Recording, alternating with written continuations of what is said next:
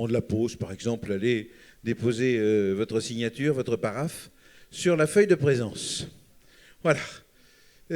Par ailleurs, nous avons une journée très internationale aujourd'hui. Je ne saurais trop vous recommander de vous munir des casques de traduction, parce qu'inévitablement, vous en aurez besoin à un moment donné durant cette journée. Jean-François, dont vous vous souvenez qu'il est notre vigile, qui assure la sécurité de l'ensemble des personnes dans cet établissement, parce qu'il a fait du close combat pendant une douzaine d'années, qu'il a subi l'entraînement commando, est prêt à intervenir à au moindre incident, au moindre sujet à préoccupation. C'est le ballet des personnalités les plus en vue qui reprend maintenant avec ces jeunes personnes qui nous ont fait rêver toute la journée d'hier et qui nous honorent à nouveau de leur présence. Mais est-ce que ça n'est pas vous, Susan, que j'aperçois là-bas, dans le noir, plus gracieuse que jamais? Voilà, donc je le rappelle, c'est la sœur jumelle siamoise, séparée à la naissance de Samuel, que nous avons vu hier sur cette même scène. Évidemment, les personnes qui n'étaient pas présentes à notre congrès hier vont comprendre seulement la moitié des références que nous aurons dans cette journée.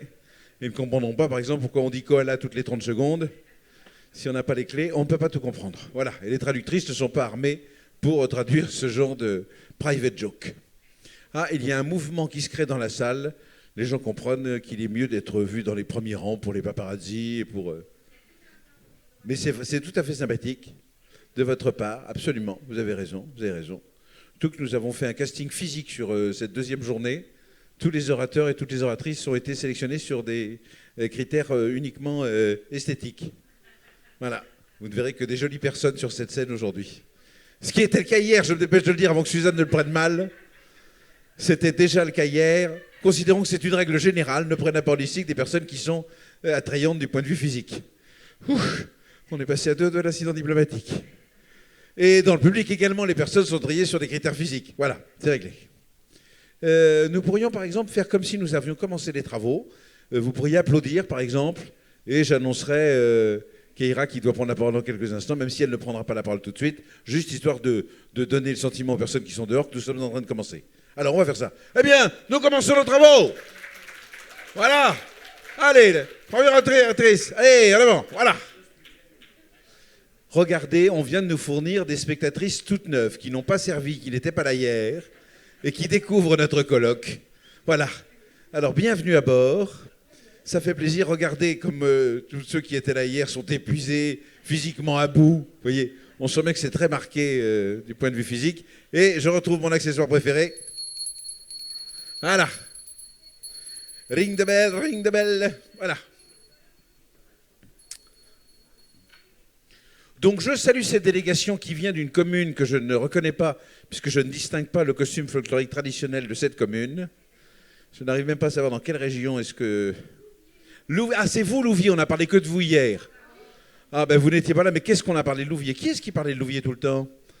Je crois que c'est soit Nice, soit Metz, soit... je ne sais plus. Mais on a beaucoup parlé de Louviers. Et nous nous sommes abstenus, évidemment, de citer la fameuse route de Louviers et son cantonnier.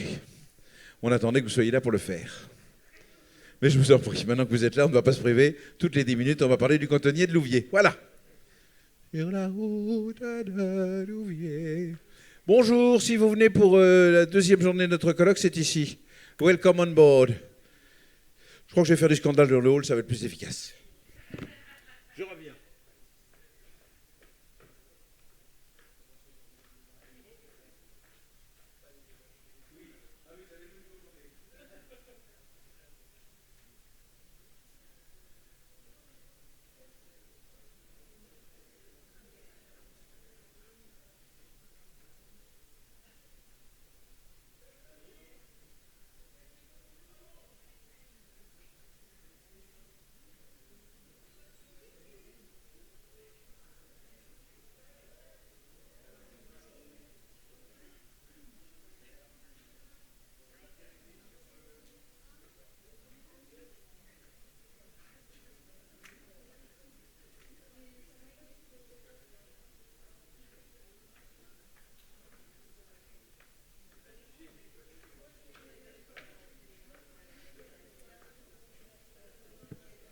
J'ai l'explication, c'est l'émeute du côté du vestiaire.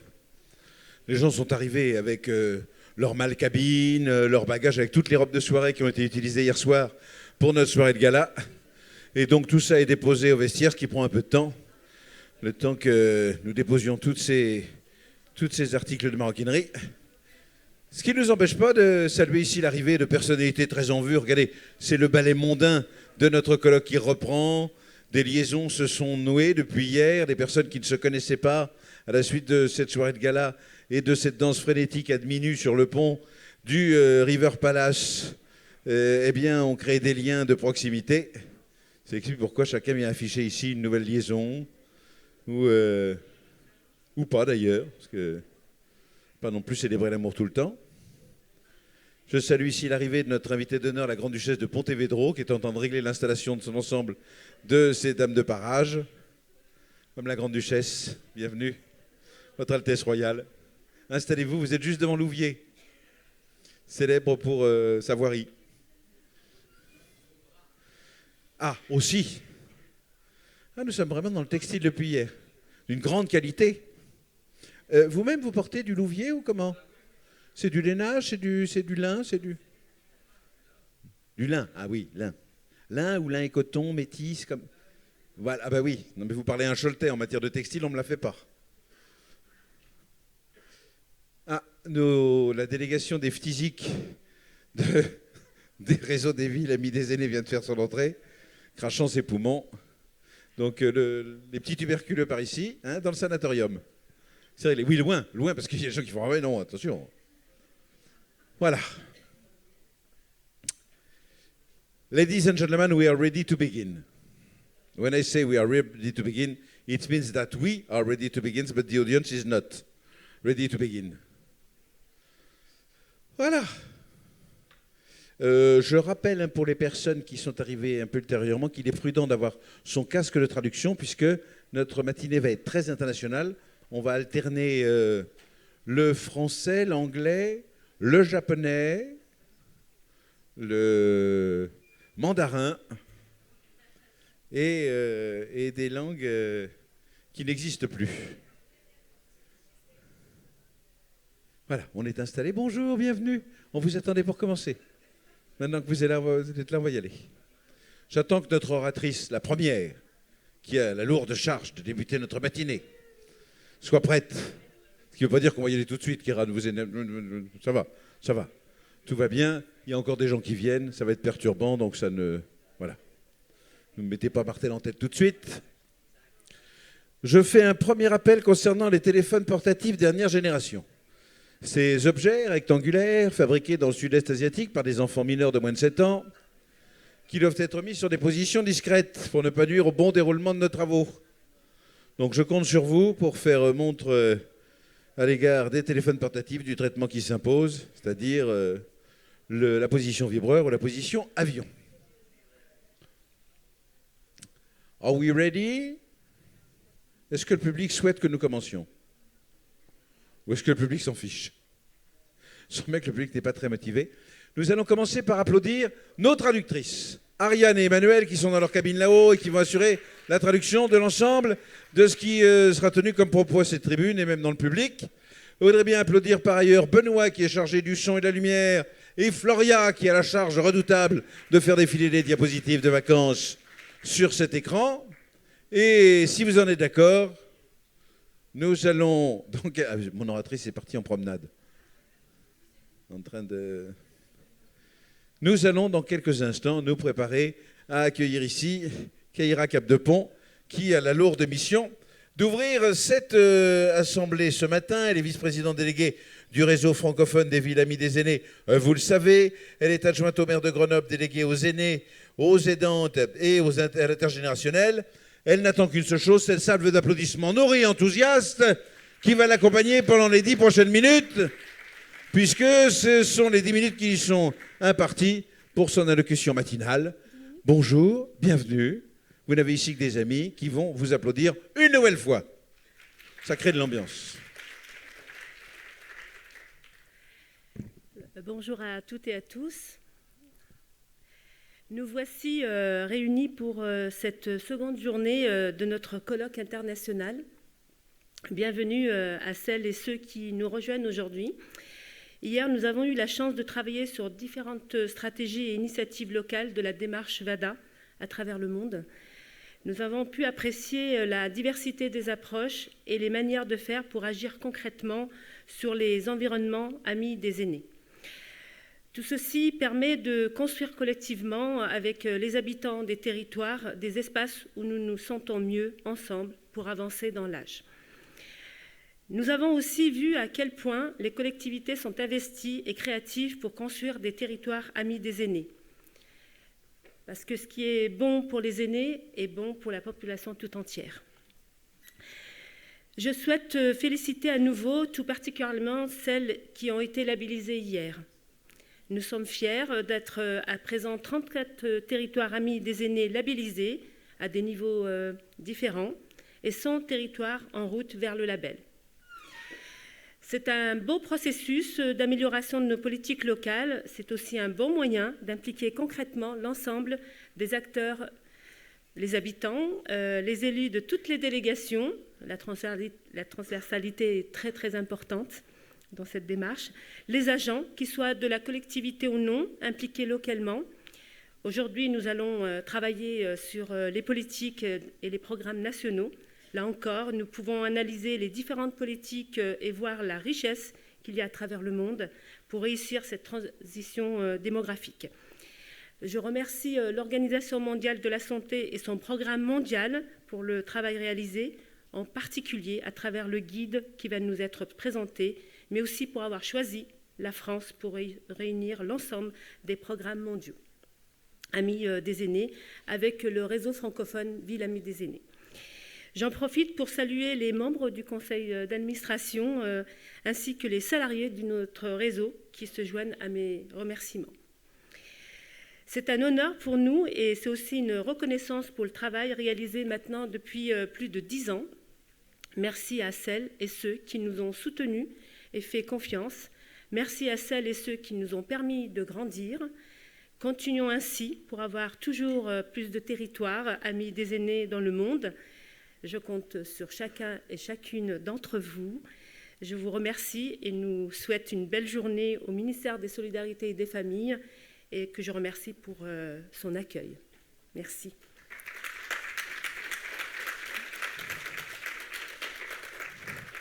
Merci, Keira Capdepont. Vous aviez 10 minutes, vous n'en avez pas abusé. Si vous souhaitez refaire ce même discours, vous avez toute l'attitude pour le faire, puisque du coup, nous sommes en avance. Je peux dire des choses. Ah, mais dites des choses, bon. Ne vous en privez pas, bon. C'est l'occasion. Bon, le temps de laisser les retardataires arriver, je sais qu'il y a eu un moment extraordinaire hier sur la scène. En tout cas, merci à ceux qui ont pu contribuer pour passer un moment très agréable et chaleureux, qui a été quand même très impressionnant de voir des belles bâtisses, des monuments parisiens. Oui, on précise pour les arrivants d'aujourd'hui, c'est-à-dire principalement la ville de Louviers, que nous étions hier sur la Seine, cette fleuve qui traverse Paris, vous voyez, avec des monuments tout autour. Certains brûlés, détruits, voilà. Mais encore de construction, mais intéressant. Voilà, il y a eu des échanges, voilà. En tout cas, c'était vraiment très agréable. Et puis on voit bien que le patrimoine, quand il est apprécié, en tout cas, on l'a beaucoup apprécié. Et voilà, je pense qu'il y en a qui ont pu dormir un peu tard, on va les laisser arriver. Et j'espère que vous allez passer une très belle journée. Et puis n'hésitez pas à échanger entre nous. Là, il y a plein de choses qui peuvent émerger en discutant. C'est important d'échanger, de partager des moments. Et en tout cas, le réseau, quand il y a des moments comme celui-là, c'est aussi pouvoir faire des rencontres, parce que des fois, il y a des belles rencontres qui se font dans ces moments. En tout cas, depuis 2016, j'ai pu en faire, et avec beaucoup de personnes qui sont encore là, et puis ceux qu'on ne voit plus, mais on voit qu'il y a d'autres choses ils font d'autres aventures, et on les suit un peu à distance, mais et puis des fois... par d'autres personnes qui ont pris le relais et qui nous donnent des nouvelles. Voilà, c'est aussi ça le réseau. Et voilà, qu'est-ce que je peux dire ? Mais c'est tout, c'est parfait, merci. Voilà, merci. On vous applaudit une nouvelle fois. Madame la vice-présidente, c'est le moment où nous allons céder la parole à Kazuki Yamada. You are Kazuki Yamada? Yes. So we are very proud to welcome you on this stage. Vous êtes administrateur plateforme de la décennie des Nations Unies pour le vieillissement en bonne santé. This is the audience, this is the stage, this is Mr. Kazuki Yamada. You have 10 to 15 minutes to speak, if it's necessary. Thank you. You're welcome. Some more applause? Yes, more applause. Thank you so much.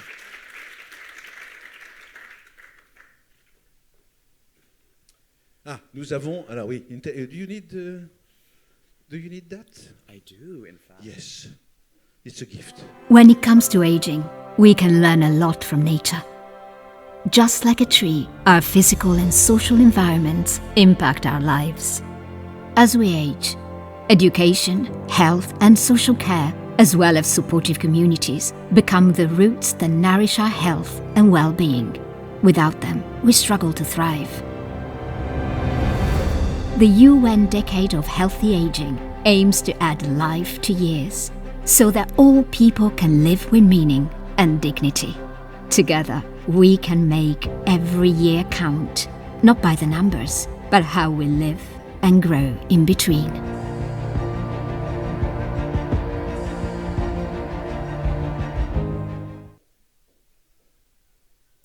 Adding life to years.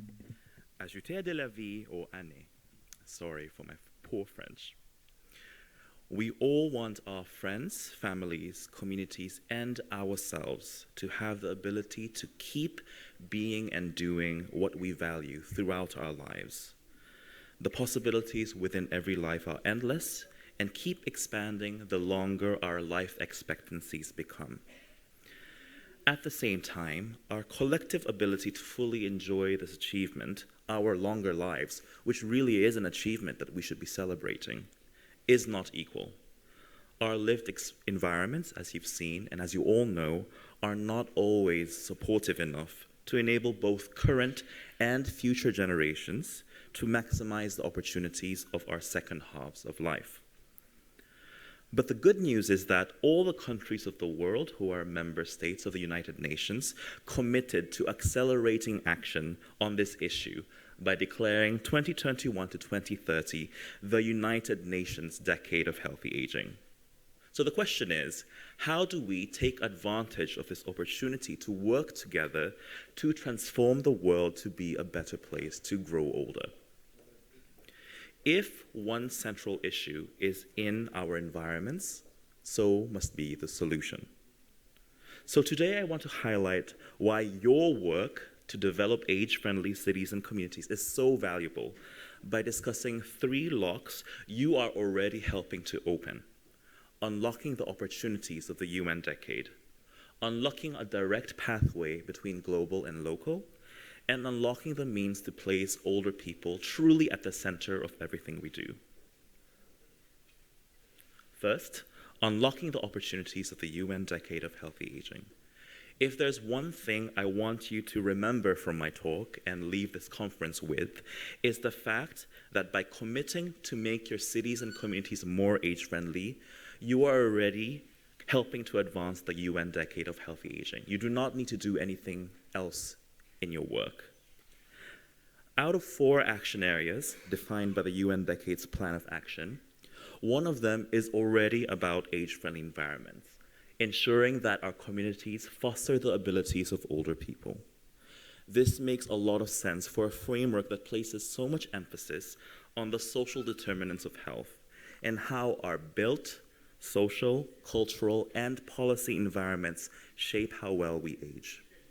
But today I also want to highlight how age-friendly cities and communities are a crucial way to advance all the action areas of the UN Decade as well. For example, the UN Decade calls on all of us to combat ageism and change how we think, feel, and act towards age and aging. This is key if we're serious about combating ageism and about fostering healthy aging. We already see this because we don't automatically view our lengthening and longer lives as an exciting opportunity, but instead we are conditioned to view it as a problem to overcome. But the places where our thoughts and views and actions on and towards aging are shaped are also the places where we grow up, live, work, play, and age, our cities and communities. Evidence shows that our thoughts and feelings and actions towards age and aging are conditioned already at an early age, starting childhood. And if this is the case, there's no better place than our cities and communities to begin reducing ageism. Another action area of the UN Decade is integrated care, which can be a difficult concept to get your head around, but long story short, it's all about making sure that we have access to health care that listens to our needs and treats us as people rather than a collection of diseases or conditions to treat. The way many healthcare systems are designed now doesn't make this easy. But age-friendly cities and communities, for example, by improving transport to our healthcare systems and clinics, or by offering more community-based systems of care, can enable the delivery of person-centered care integrated into the rhythms of local life. Lastly, the UN Decade also calls on us to make sure everyone has access to long-term care. This is really important because we're all likely to require support at some point in our lives, whether that's the first half or the second half of life, to require support to care for ourselves at some point. But this shouldn't be a barrier to being able to live with meaning, dignity, and rights. Most people, when they hear about this action area, think immediately about institutions and dedicated residences of care, which isn't a problem. But we also know that many people prefer to receive care in their own homes, including as they age. And age-friendly cities and communities play an important role in making sure that aging in place is an affordable and sustainable solution and option for its residents. So across the action areas of the UN Decade of Healthy Aging, you see the central role played by age-friendly cities and communities in unlocking the opportunities of the decade, because of how the places and spaces we live in shape strongly the trajectory of our lives. This brings me to our second lock, which is that age-friendly cities and communities unlock a direct path between global and local. We've all probably heard the phrase, think global, act local, so many times our ears are going to fall off. But this phrase has never been more relevant, where the accelerating age-friendly movement intertwines so strongly with what a global commitment has set out to do, the UN Decade of Healthy Aging. I want to emphasize again that by working to make your cities and communities more age-friendly, you are already contributing to the UN Decade. I'm venturing to say that this link between the accumulation of local changes and the achievement of a global agenda has never been more direct and clear. And I hope you'll go away from this talk and from this conference understanding and seeing this pathway more clearly than ever before. Finally, age-friendly cities and communities unlock the means to place older people at the center. One of the central pillars or enablers of the decade is that older people, current and future, must be at the heart of everything that we do. However, we also have to be frank in saying that establishing these processes of meaningful engagement that is truly inclusive of older people without being tokenistic is really quite difficult. However, if we start within the actual places, spaces, and communities where older people actually live and keep close to them as we make these decisions needed to foster healthy aging, we're more likely to succeed. As we enter the fourth year of the UN Decade of Healthy Aging, cities and communities around the world that have committed to becoming more age-friendly continue to inspire by demonstrating that change is already possible. In you, we already see that the opportunities of the UN Decade can be realized, that global commitments can be fulfilled through the accumulation of local change, and that staying close to the places and spaces where people live can ensure that their voices are heard in decisions that matter to them. We, the UN Decade of Healthy Aging Secretariat, are here to help you make the most of the collective power you have. Representatives of the Secretariat are here in a booth outside until the end of the conference to talk you through how we can support you, and some examples are here. But in the interest of time, I want to highlight just the last item here, the UN Decade Partnering Grid. You will see that the Réseau Francophone used the French version of this logo that you see here. This is a logo that is part of a kit that anyone, anywhere in the world, can freely use without asking us for permission, to make visible that your work is a contribution to the UN Decade of Healthy Aging. And within the UN system, I have to say, this is quite unprecedented and really a big thing that we're trying to do, because we want to make clear that everyone has a role to play in making the UN Decade of Healthy Aging a success. It's my hope that after this talk, you see how your work is already contributing to the UN Decade, and I encourage you to use our partnering kit to increase the visibility of your work and to help us speak as one voice in the context of a global agenda for change. Together, a world where all people can live long and healthy lives is already possible, one age-friendly city or community at a time. Thank you very much. Thank you so much, Koala.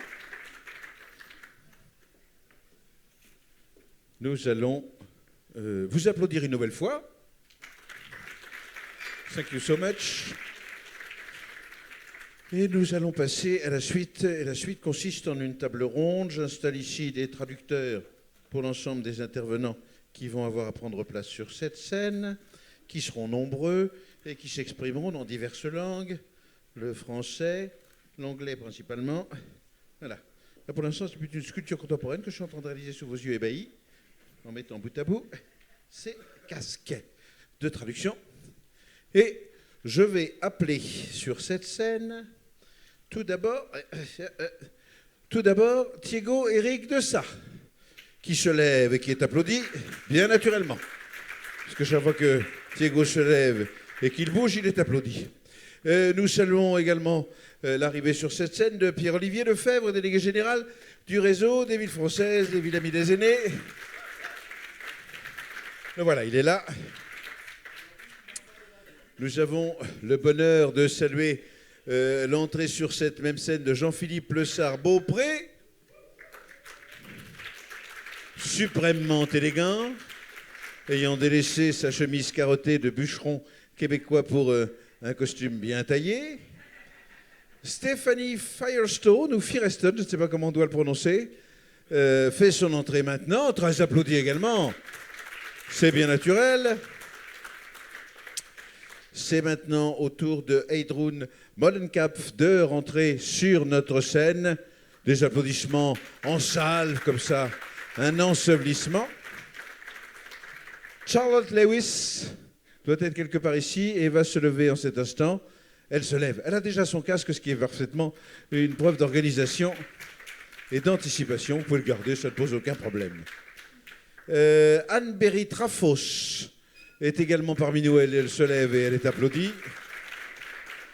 Et enfin, last but not least, Asma Al-Koudari va se lever et nous rejoindre au milieu du vivat de la foule. C'est parfait. Nous avons là un parterre de personnalités qui, à des titres divers, ont un regard, des questions, un raisonnement, des réflexions à nous proposer. La première de ces personnes qui va se munir de son micro, vous l'avez compris, c'est Thiego Éric Dessat. Est-ce que vous avez besoin de cette télécommande qui permettrait de passer les diapositives? Je vous la confie. Il faut me signer le reçu parce qu'évidemment, tout ça est consigné. C'est le matériel du ministère. Thiego Éric Dessat, comme tous les orateurs présents à cette table ronde, vous avez 10 minutes. 10 minutes que vous pouvez utiliser à partir de maintenant. Applaudissements, nourris enthousiasme pour vous encourager. Je sais.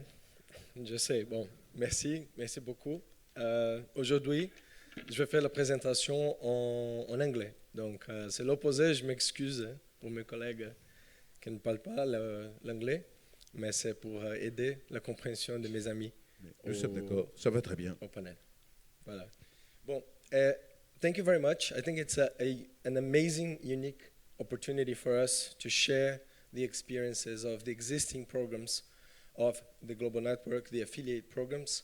I would just like to start by highlighting some of the aspects that I find relevant when we discuss the development, the adaptation, and the appropriation of age-friendly programs.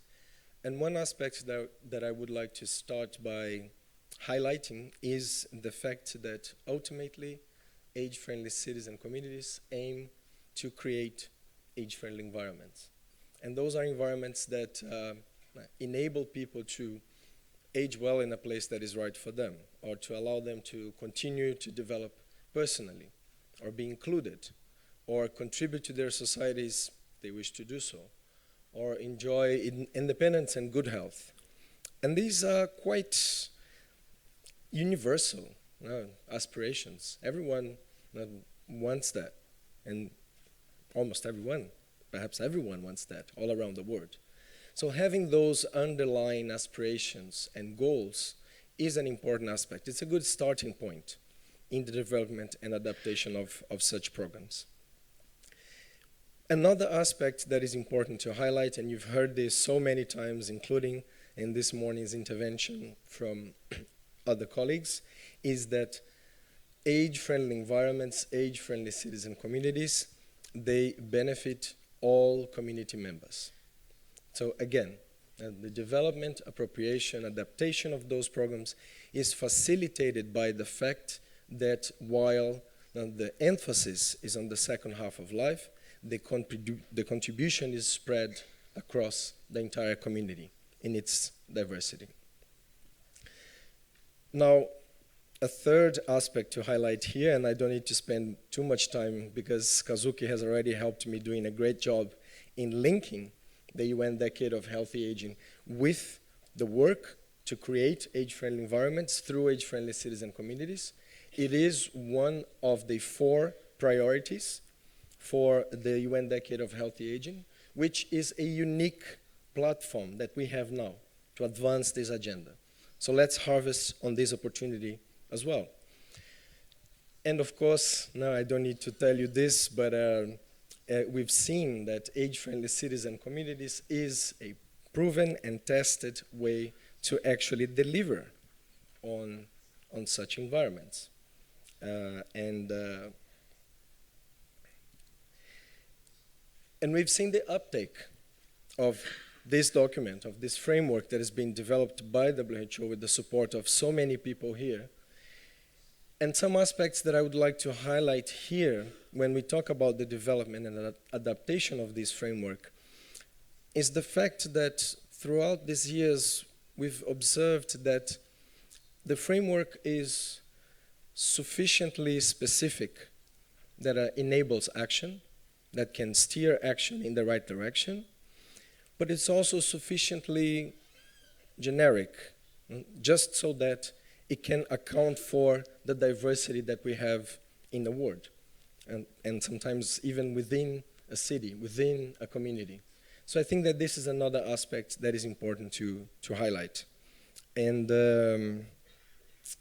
this can certainly facilitate the uptake of the framework, as we have actually seen throughout these years. And we've seen the sustained growth of our global network for age-friendly cities and communities, and I can tell you it's almost impossible to keep track and keep this slide up to date because the number continues to grow. And the snapshot of this map would have been different 5 years ago and would have been different 7 years ago, so we can see the uptake of this framework in different parts of the globe. And here, I would also like to highlight something that I mentioned yesterday. While we are growing, and while we've seen some important advancements in low and middle income settings and in low communities in high income settings, there's still a lot to do. And this is a challenge for us to work together, to make sure that not a single member state in this map is painted white, because those are the ones where we currently do not have a single city or community that is committed to work towards becoming more and more age-friendly. One thing also important to highlight here is that cities and communities are by far our strongest advocates.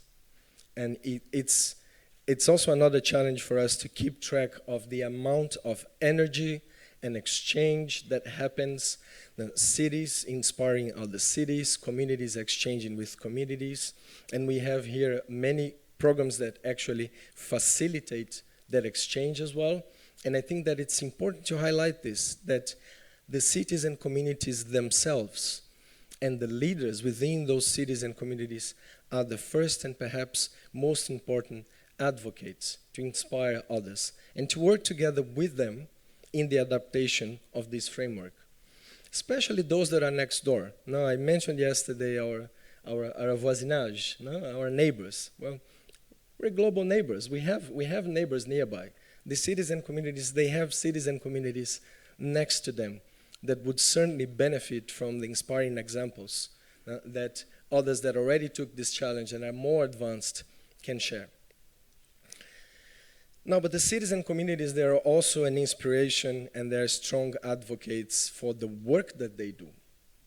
And I invite you to have a look at the wealth of energy, actions, and examples that we have there. And this is an asset. And I bring here just 2 examples from cities that are in the global network for 10 years. And I intentionally brought examples from other parts of the globe. And you can just see here a snapshot of the amount of work that is being done by Melville in Western Australia, and Porto in Portugal, to address aspects related to transport, to living with dementia, in an age-friendly dementia environment, to fostering social connections. So there's a lot there, and this work, the practices, the programs, the projects that are put in place are also a critical aspect, a critical asset that enables and facilitates the adaptation and the appropriation of this work at the local as all the way to the international level. Now, I mentioned this before, and I would like to bring the map back here, because I would like to emphasize here the work of the affiliate programs of the global network in actually developing, adapting this framework. And I am actually very pleased to share this panel with so many of our affiliate programs, because without them, without the work that they do to adapt, to understand how this framework lands in their specific context, we wouldn't be as successful as we are today. So we have here some affiliate programs that are in the road for many years. We have some colleagues that are in the process of affiliating themselves, such as the Emirate of Sharjah, which is already serving as an inspiration for its neighbors. And it's interesting, I just got a request from Oman that is now more interested, and they've just organized a workshop. Cities and communities there want to learn from their neighbors what they're doing. But we also have, and I would like to celebrate today, our newest affiliate program, that is the Center for an Age-Friendly Norway, that has just joined us today. So this is the most recent affiliate program that we have. And I would really like to draw your attention to the fact that we have a wide diversity of programs. We have subnational, national, regional, and international programs. We have programs that are led by the social sector, the health sector, the older people's commissioners. So a rights-based program. We have diversity in the ways they are organized. But most importantly, we have diversity on how these programs are taking this framework and making sense of it at their context, in their own language, removing the barriers that we know we have to remove to make sure this is globally successful. Now, I'm getting closer to my to the end of my intervention, but I would just like to highlight some aspects here. And here I bring an example from an affiliate program that you know really well, which is the Réseau Francophone. Right? So these programs, what are they doing to develop and adapt and appropriate this framework? Well, they are, for example, working to foster partnerships or networking. And today's event is a manifestation of that. They're also working to provide a strategic thinking, to lead on their specific context, or to unlock resources. And here we have the Fond d'appui. Again, a very concrete example of a concerted effort that has the support of an affiliate program. They also work, for example, on monitoring and evaluation, on assessment, and there are different ways to do it. Now, we've just saw the Label Amis des Aînés, which is one example on how an affiliate program can do it. There are others. They also work on capacity building, and many of you have joined our Age-Friendly Environments ECHO program, which is an introductory training for new and emerging leaders for age-friendly citizen communities to come in and learn and understand and be more equipped to advance this work. And that program has received the support of so many affiliate programs and many experts that we have here today.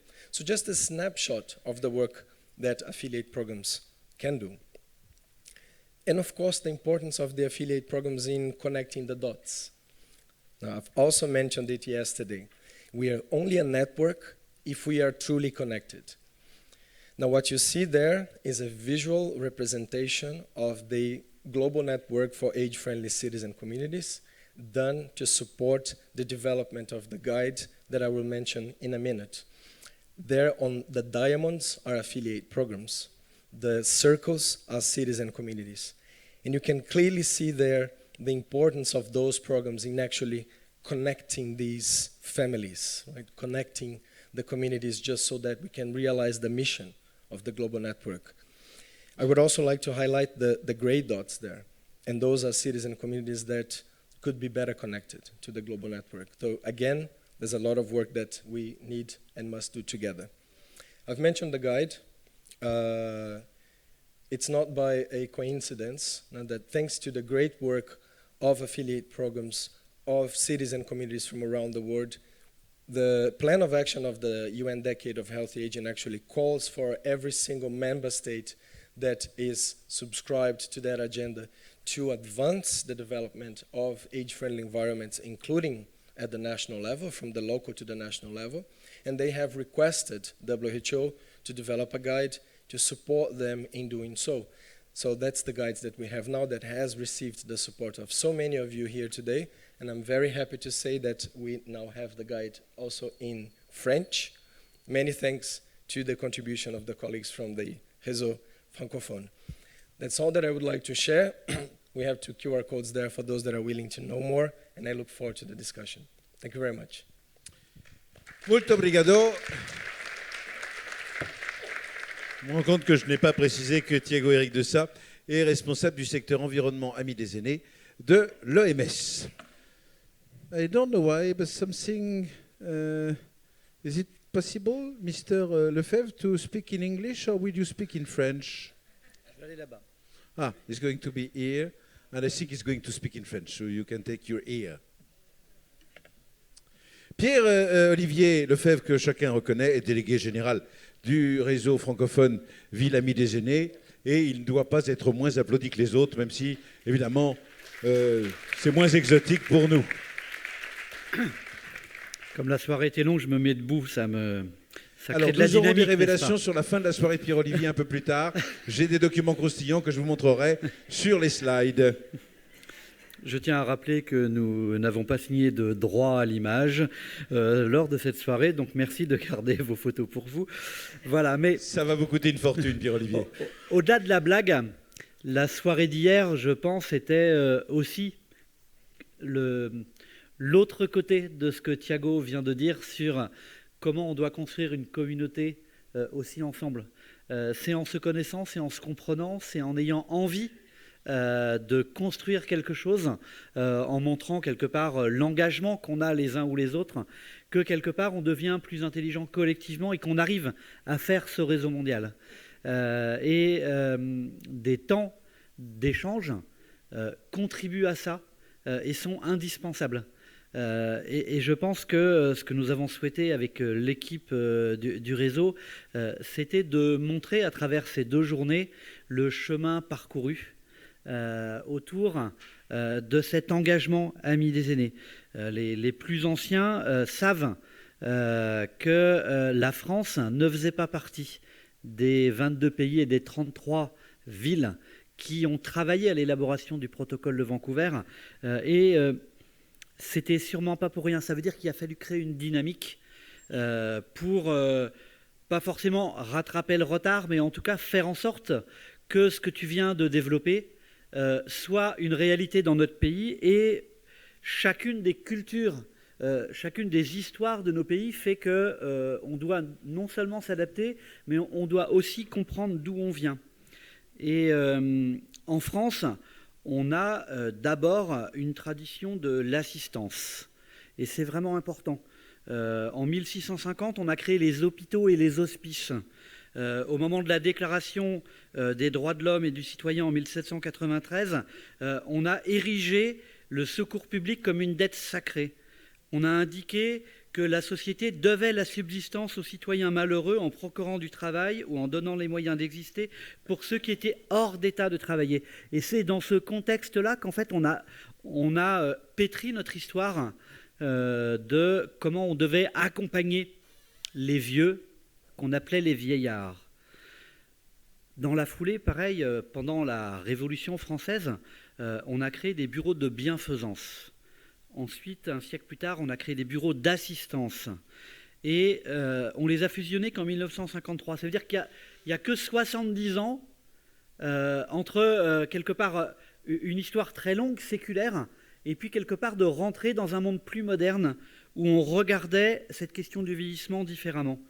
Et si je prends le temps de donner ces quelques dates, c'est qu'en fait la relation de la société française aux plus âgés, eh bien, elle est pétrie de ce rapport et de ce contexte. C'est ce qui fait que les élus français et les membres du réseau le savent. Je mets des pénalités maintenant quand ils disent nos personnes âgées, nos aînés, parce que en fait, quelque part, ça empêche la citoyenneté. Ça empêche un regard vis-à-vis des habitants âgés, comme quoi ils sont des habitants à part entière, des citoyens à part entière. Et cette démarche Amis des aînés, où on voit bien que la participation, mais la vraie participation, pas juste de donner la parole et ensuite de faire comme si on n'en avait rien à faire, mais l'engagement, eh bien, si on ne reconstruit pas les choses, en fait, on est toujours sur un rapport qui est un petit peu faussé. Et notre histoire nous contraint quelque part à avoir un regard sur la lutte contre l'agisme, qui est aussi un regard sur lutter contre les idées reçues de qui sont les habitants âgés. Et ça demande une compréhension pour pas simplement être sur la compensation, sur des prestations, sur des incapacités, sur des pauvretés, mais c'est vraiment se dire que l'État, évidemment, a un volet de solidarité, a un volet social, qu'il a d'ailleurs souvent décentralisé auprès des départements, mais que le rôle des villes, le rôle des collectivités de proximité ne peut pas se réduire qu'à leur action sociale. Et les 8 thématiques que tu as représentées là, Thiago, eh bien, en fait, nous ont amenés à demander aux collectivités qui s'engageaient dans le réseau francophone pour la partie française à avoir des formes d'engagement très très claires, quelque part pour rééquilibrer cette vision quasiment exclusivement sanitaire, médico-sociale, et l'amener dans ce rapport de la transversalité, qui de ce fait-là amène un sentiment d'appartenance des habitants âgés à leur territoire, en se disant, là où j'habite, je suis fier d'habiter là, et c'est souvent ce que nous disent les habitants quand on fait des démarches participatives, et je suis fier parce qu'on me demande la parole et qu'on me demande de réfléchir pour co-construire le territoire de demain. Et ça aussi, c'est quelque chose de nouveau. Les vieux ne sont pas que le passé, ils sont aussi le présent et l'avenir. Et de plus en plus, on se dit, mais quand on rencontre une personne âgée, arrêtons de lui demander qu'est-ce qu'il faisait avant. Demandons-lui qu'est-ce qu'il fait aujourd'hui et qu'est-ce qu'il a envie de faire demain. Et ça, c'est aussi un changement de posture et peut-être une façon de lutter contre l'agisme, mais de façon positive. Donc vous voyez que ce protocole de Vancouver, en fait, il nous a amenés, nous, en tant que pays et en tant que les collectivités qui composent aujourd'hui le réseau, à devoir se positionner différemment et à faire en sorte qu'il y ait un travail collectif. On demande aux villes de faire une délibération en conseil municipal. En France, c'est l'instance où tous les élus se réunissent, qui est la majorité et l'opposition, et où on présente l'engagement de dire « je veux faire partie de cette communauté Amis des aînés » et donc je signe une charte, voilà, une charte, on a fait une charte qui redonne ces 8 thématiques, mais qui, derrière, engage à dire qu'on veut permettre le vieillissement actif, qu'on veut lutter contre l'agisme, qu'on est dans la non-discrimination, qu'on a une politique qui est ouverte et transversale, qu'on permet de la bienveillance dans les actes qu'on pose, qu'on travaille pour développer l'accès à l'information et à la communication, et qu'on veut œuvrer durablement. Et j'insiste sur ce mot « durable ». Suzanne, tu l'as très bien présenté hier en disant, voilà, c'est un parcours de 5 ans au moins. Et quelque part, des fois, le temps politique, le temps des territoires, il y a des moments, c'est le bon tempo, parce que les élections municipales chez nous, ça dure 6 ans. Et il y a des moments, quand on adhère à un autre moment, il faut enjamber le temps politique. Et pour enjamber le temps politique, il faut avoir pris cet engagement de départ qui fait que quelque part, ce n'est pas simplement l'élu en tant que tel, mais c'est la municipalité. C'est le territoire qui s'engage. Et une des fiertés qu'on a au sein du réseau, on l'a entendu par exemple hier avec Rennes, où un élu qui s'est beaucoup engagé arrive à transmettre le témoin, et même quand on a des changements de majorité, puisque voilà, il y a des élections et donc il y a des listes qui s'opposent, et à un moment donné, il y en a qui sont dans l'opposition et qui deviennent dans la majorité et inversement, eh bien, on a eu quasiment jamais de retrait de collectivité, parce que ça veut dire que le travail d'enracinement avait été fait. On pense que si c'est réalisable, tu l'as présenté un petit peu, c'est que le réseau s'est attaché à être un centre de ressources, d'expertise pour avoir une culture partagée. Pour faire en sorte qu'on ait un corpus commun qui nous amène quelque part à être capable d'engager autour de nous par cercles concentriques. Les élus qui sont, on a entendu hier dans les labellisations, les titres des élus. C'était très intéressant. Nommé à la démarche intergénérationnelle, nommé à la démarche Amis des aînés, nommé à la lutte contre les discriminations. Et on voit que ces terminologies, on ne les avait pas il y a 10 ans. On avait des adjoints aux affaires sociales qui étaient parfois mêlés avec les adjoints aux personnes handicapées. Comme il y a 15 ou 20 ans, on avait des adjoints aux personnes âgées qui étaient en même temps adjoints aux anciens combattants. Vous voyez ? Et en fait, à travers les nominations, les mandats qu'on donne aux élus, on s'aperçoit de l'évolution de la société. Et ça, c'est extrêmement enseignant de voir qu'aujourd'hui, la question des aînés, on a de plus en plus de collectivités qui nomment un élu au social et un autre élu à la démarche transversale pour avoir une vraie politique qui impacte localement les engagements. Et donc, ce centre de ressources a été de publier des ouvrages et des essentiels, en particulier avec Angélique, que je salue, puisqu'elle est extrêmement prolixe, et ça m'arrange bien vu que j'écris mal. Mais c'est aussi de travailler, de convaincre dans des interventions, dans les endroits où on ne nous attend pas. Évidemment, là, on est dans un endroit où, quelque part, on est tous convaincus.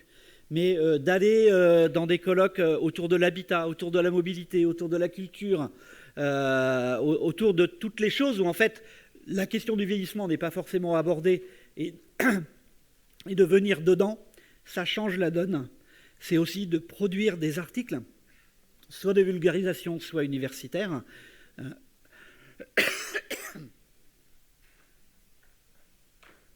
J'arrive.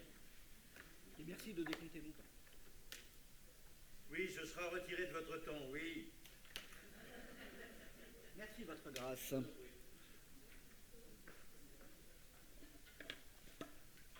Je me méfie des chronomètres. Mais voyez qu'on a aussi travaillé sur des formations. On intervient dans des universités pour faire connaître et pour donner aussi envie à des jeunes de s'impliquer dans cette démarche-là. Ça, c'est fondamental. Sinon, on n'aura pas les ressources locales de gens qui sont en capacité d'animer cette transversalité. Et tu en as parlé, évidemment, d'organisation de colloques, d'événements, et puis de création d'outils méthodologiques qui sont adaptés à notre territoire, parce que, évidemment, chaque endroit fait des choses différentes.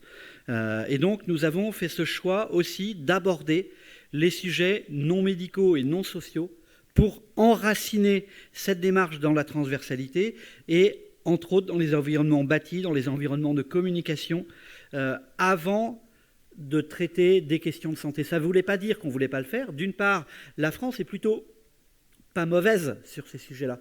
Donc on n'avait pas besoin de convaincre ou de renforcer. On avait besoin de montrer que pour rester en bonne santé, c'était d'abord en restant habitant à part entière, citoyen à part entière, et d'avoir l'aide et la compensation au moment où on en a besoin.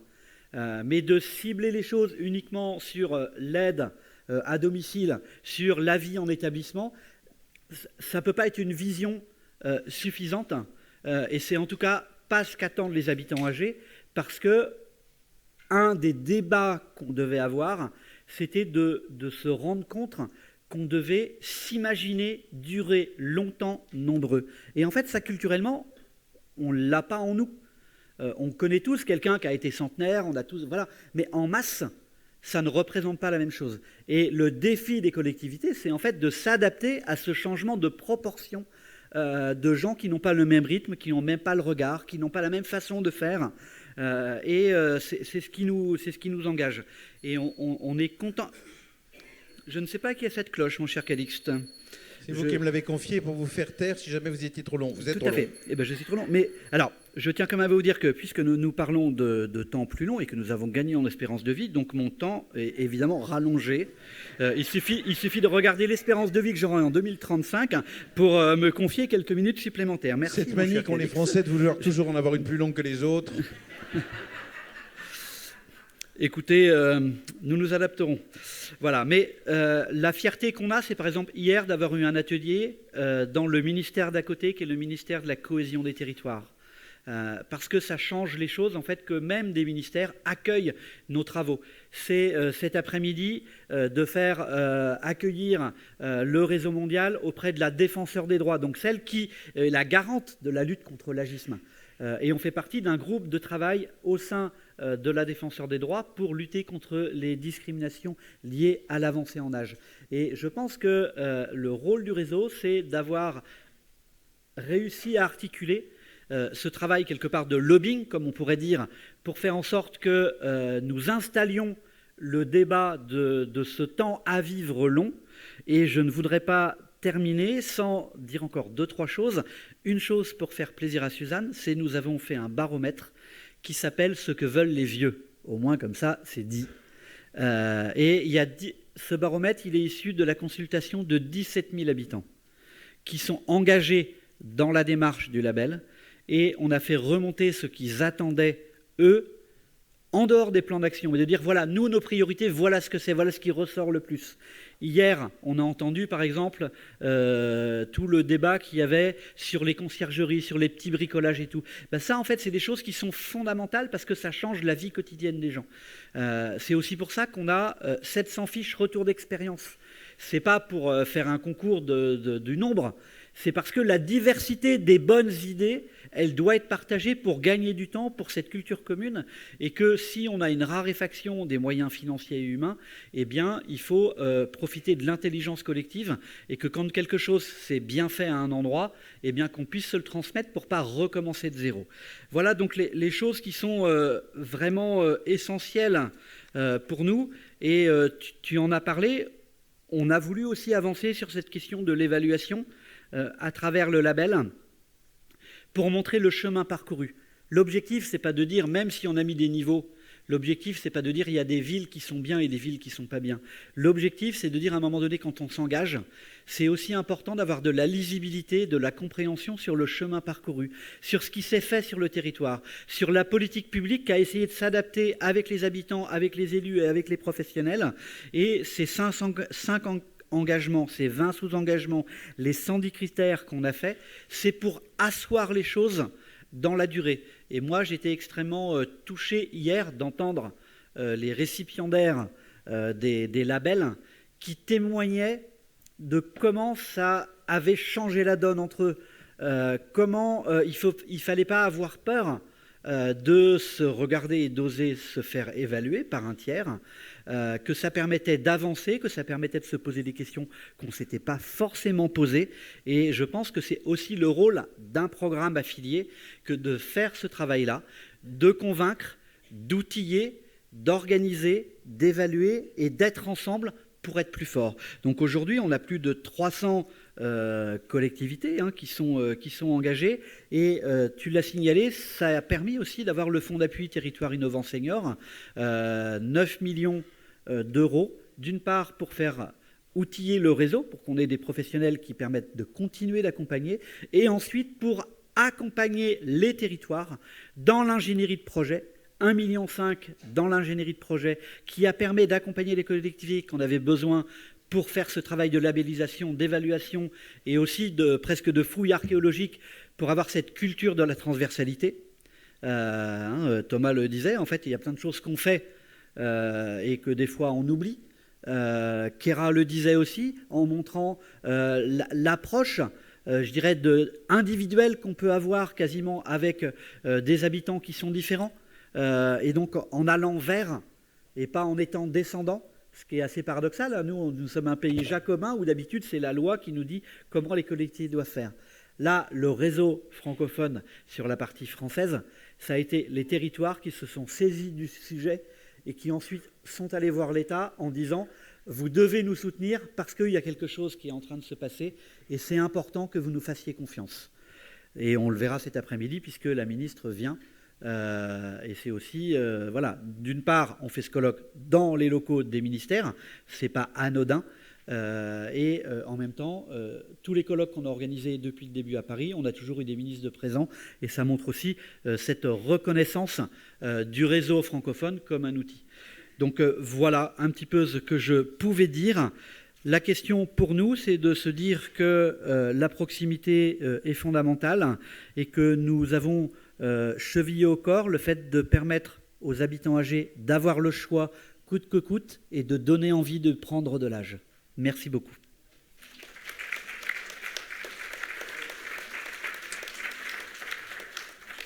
Pierre-Olivier Lefebvre ayant parlé 20 minutes au lieu des 10 qui lui étaient impartis, j'informe les autres orateurs, donc les autres nations, que leur temps de parole vient d'être amené à 3 minutes. Ce qui ne va pas faciliter l'image d'arrogance que la France a partout dans le monde.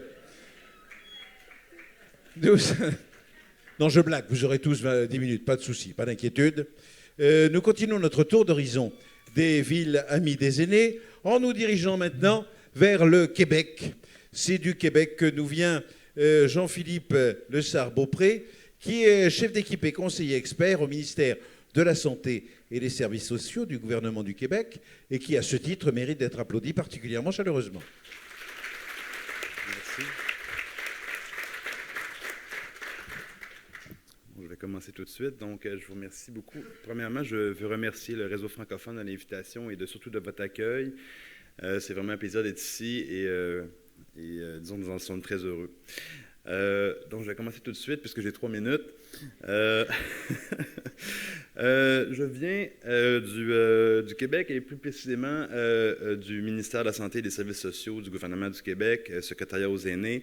Essentiellement, on est une organisation qui permet de planifier, conseiller, concerter et soutenir des politiques ou mesures propices au vieillissement actif. Donc, on va développer à la fois les politiques publiques, mais on va aussi opérer nos propres programmes et les programmes avec d'autres ministères du gouvernement du Québec, ce qui nous donne une couleur particulière par rapport à certains membres du réseau. Pour ce qui est des caractéristiques du Québec, 8,6 millions d'habitants, majorité francophone, espérance de vie de 83 ans.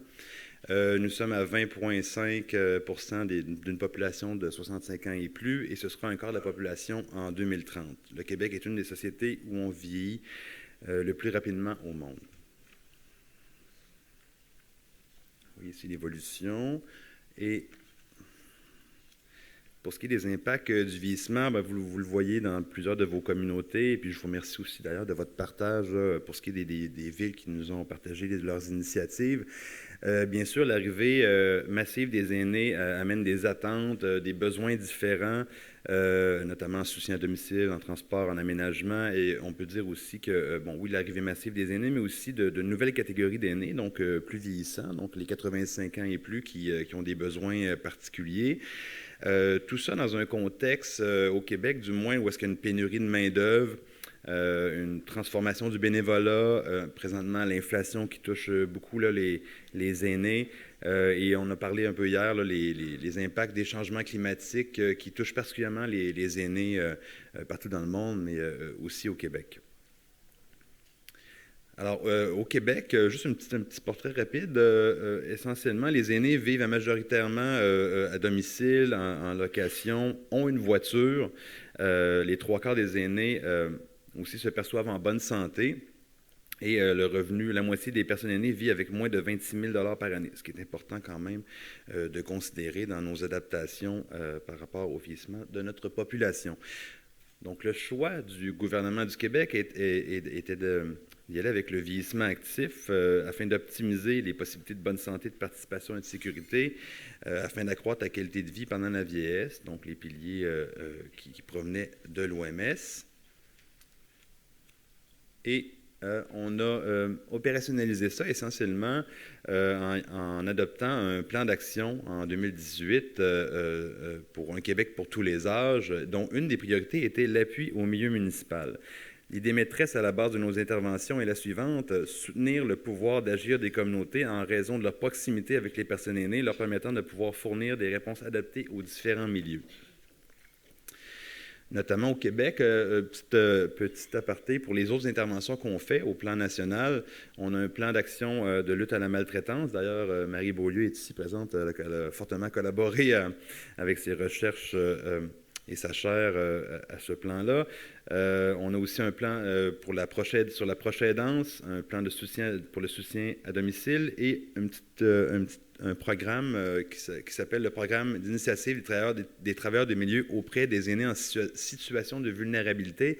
Hier, j'avais beaucoup d'intérêt pour notamment la mairie de Paris qui parlait de comment qui développait des initiatives pour rejoindre les aînés isolés. Donc, ça nous intéresse et on a mis en place des travailleurs des milieux un peu partout au Québec pour rejoindre les aînés qui sont plus isolés. Alors maintenant, j'arrive aux municipalités.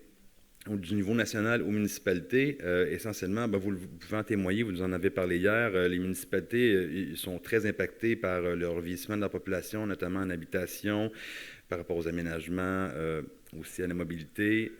Donc, c'est important. Et les municipalités rurales au Québec sont particulièrement touchées. C'est sûr que notre territoire est assez vaste, là, donc ça amène des défis, notamment là, dans le transport.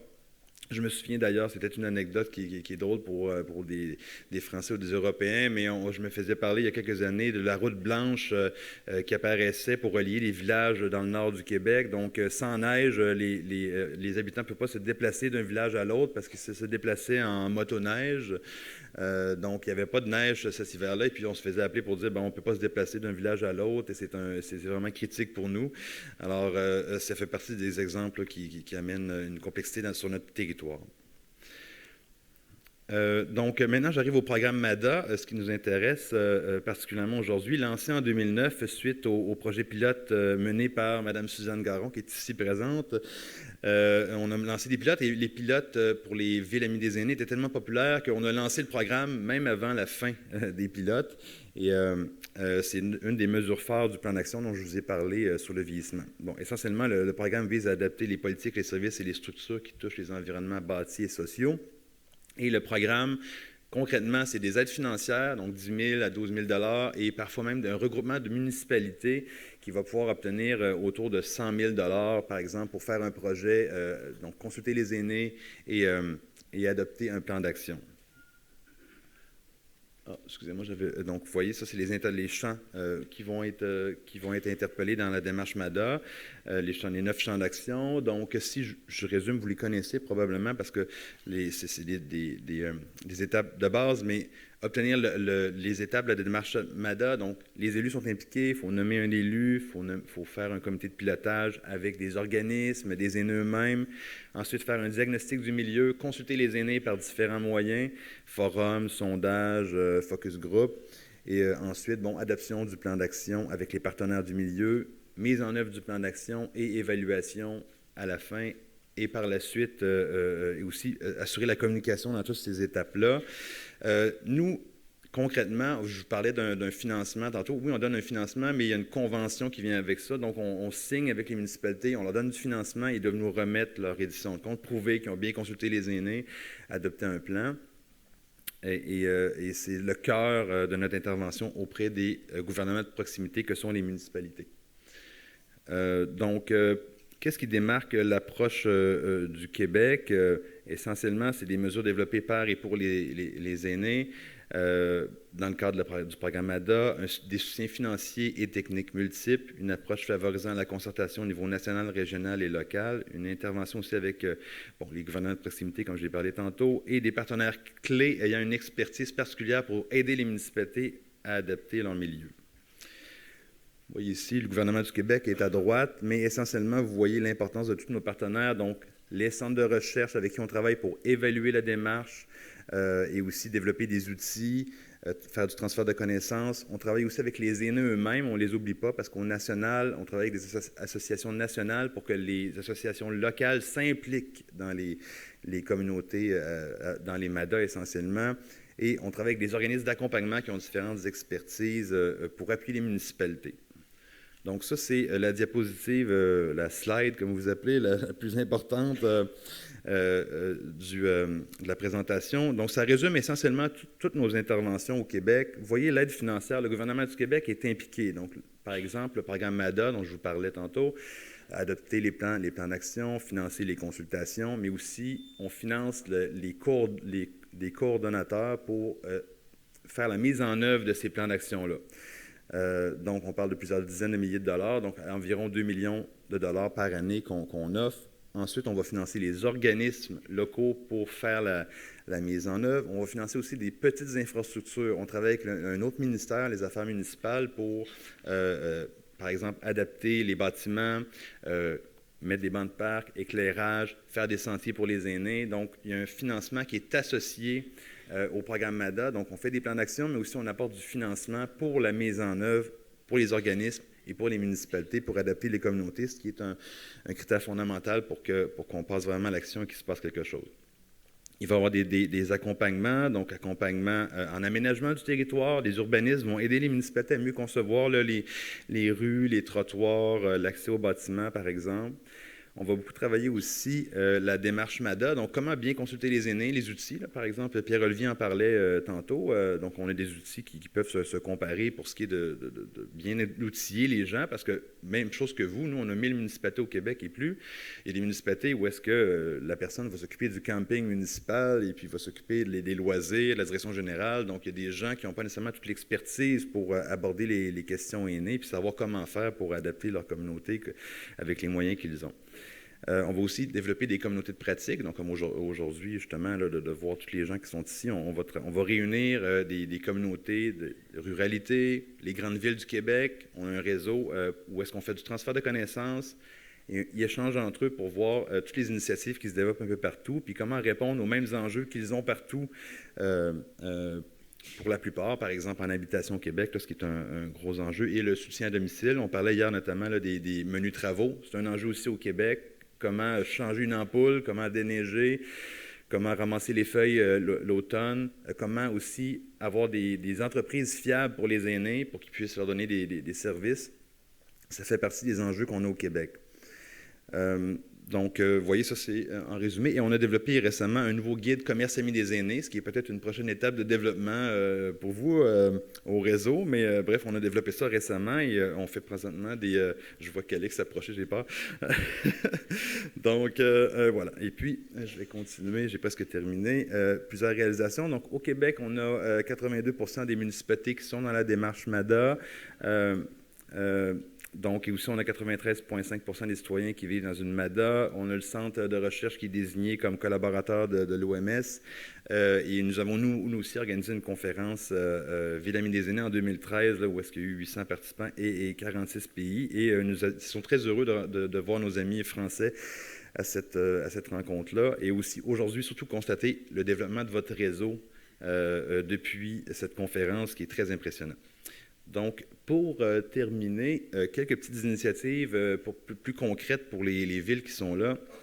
Donc, vous voyez les initiatives qui se passent dans les municipalités, des environnements entretenus, sécuritaires, adaptés aux personnes aînées. Donc, comme je vous parlais, l'éclairage, assurer un déneigement prioritaire de certains axes. C'est au Québec, là, bien évidemment. Vous comprenez qu'il y a beaucoup de chutes de neige et de glace. Donc, les aînés, il y a beaucoup de chutes et ça amène des grandes conséquences pour eux. Donc, ça, c'est des choses qu'on développe. Réglementation pour les maisons multigénérationnelles. On développe des coops de services pour les menus travaux, donc toutes les petites choses qui font que les aînés vont pouvoir rester plus longtemps chez eux comme ils le désirent. Des jardins communautaires surélevés, ce n'est pas sur la diapo, mais j'ai noté plusieurs autres initiatives. Donc, des campagnes contre l'âgisme. Initiation aussi au transport en commun. Donc, les aînés, des fois, ils vont perdre leur permis de conduire. Donc, on essaie de travailler la transition vers l'absence de permis de conduire ou vers le transport en commun. Et récemment aussi, il y a des initiatives comme Voisins Secours qui se développent. On en parlait pour la sécurité des aînés. Donc, des voisins qui sont peut-être plus propices à aller vérifier si leurs voisins aînés sont en sécurité. Alors, ça fait le tour de ma présentation. J'espère que j'ai été assez court. Vous avez été bien. Vous avez été bien. On ne peut pas contester. C'est remarquable. C'est remarquable. J'avais juste... ça, c'est les effets démontrés par la recherche. Donc, vous pouvez reprendre même pour vos municipalités et vos programmes. C'est des effets qui ont été démontrés par les recherches de Mme Suzanne Garon, notamment. Alors, c'est des choses qui, probablement, vont se reproduire. La démarche MADA, ça fait des accroissements des investissements locaux en faveur des aînés. Ça travaille le penser, agir aîné. Ça amène l'implication directe des aînés, intensification du réseautage et collaboration avec les partenaires du milieu et adaptation du milieu de vie concret pour ce qui est des aînés. Donc, c'est vraiment des effets démontrés par la recherche et c'est ce qu'on dit quand on veut développer nos financements, nos mesures. C'est la preuve que ça donne quelque chose. Vous ne seriez pas en train de me faire une Pierre-Olivier Lefebvre, là, de prolonger, alors que normalement votre temps de parole est terminé? Merci et bravo! Ma cabane au Canada est blottie au fond des bois.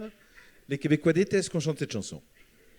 C'est maintenant à Stéphanie Firestone, ou Firestone, je ne sais pas comment on doit le prononcer à la française ou à l'anglophone, qui va prendre la parole et qui va prendre le pupitre.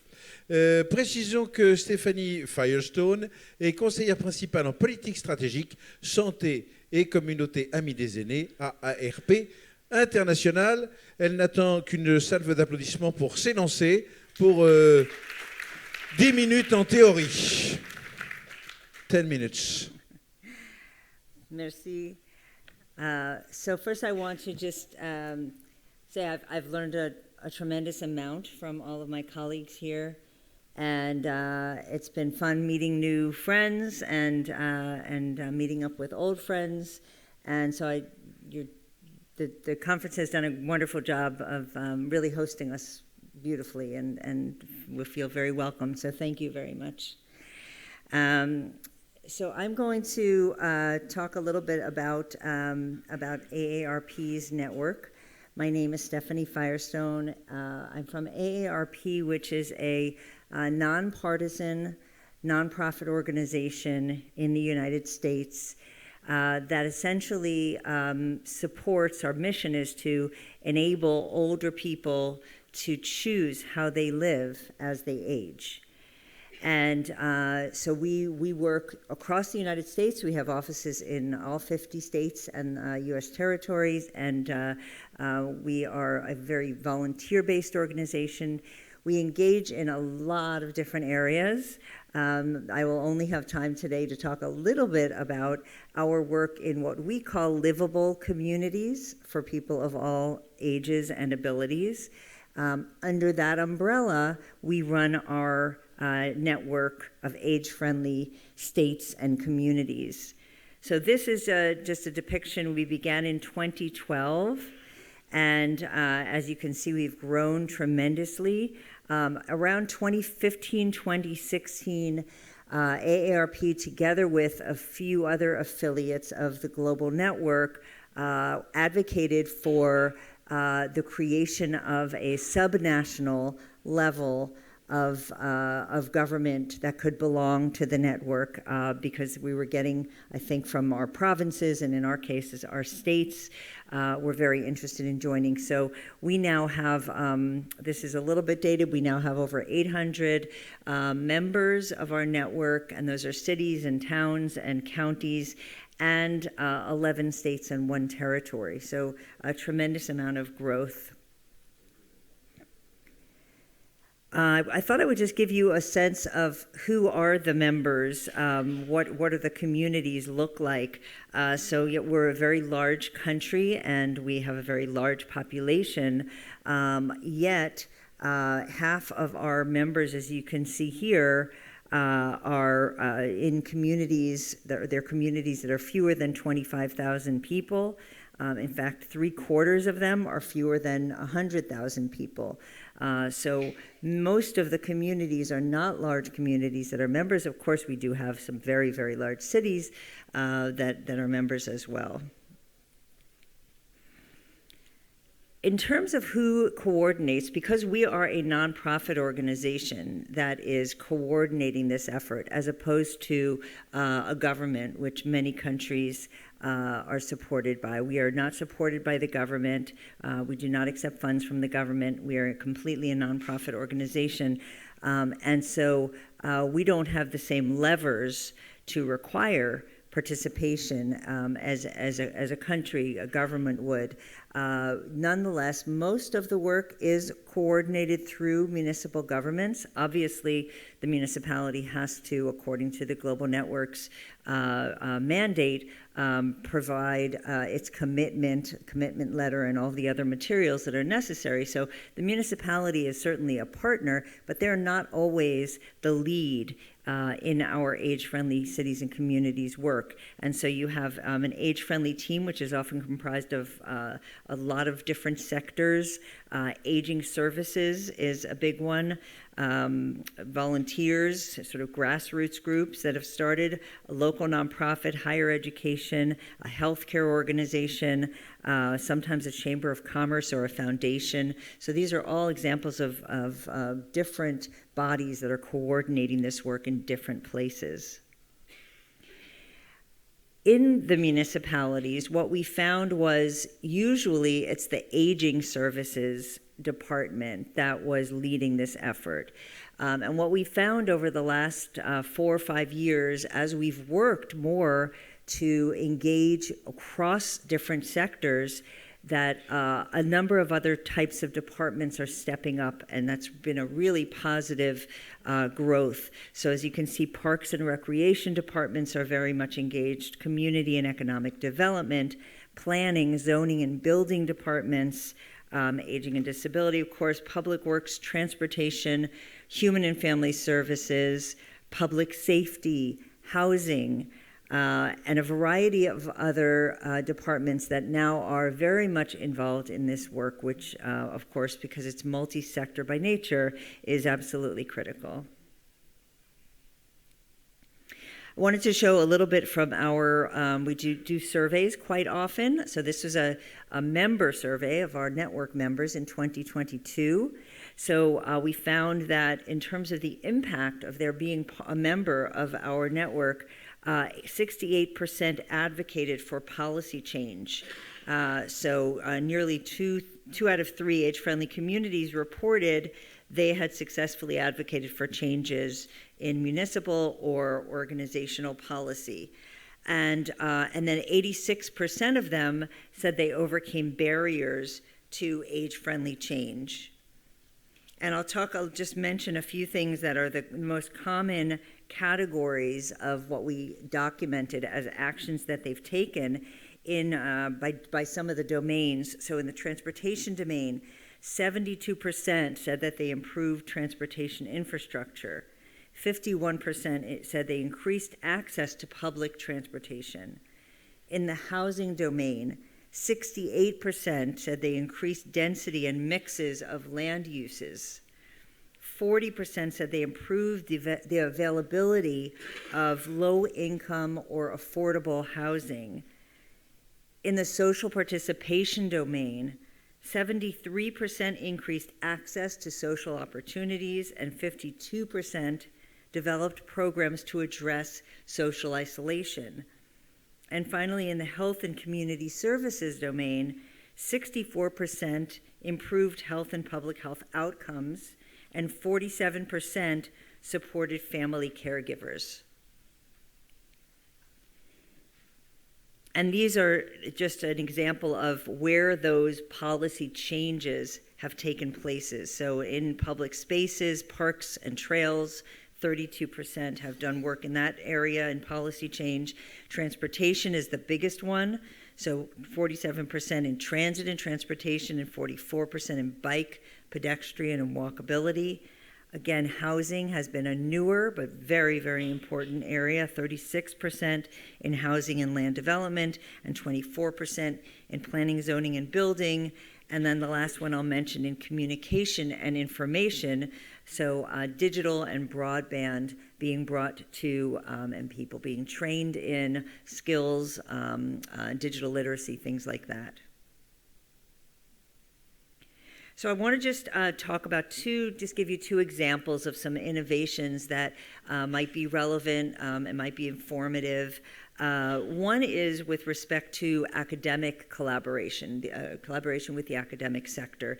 So we've always had researchers and others from universities who've been very involved. What we did in 2022 is brought those researchers together because we said these are researchers, academics in universities who've been working with their municipality and helping them with their age-friendly program in a variety of ways.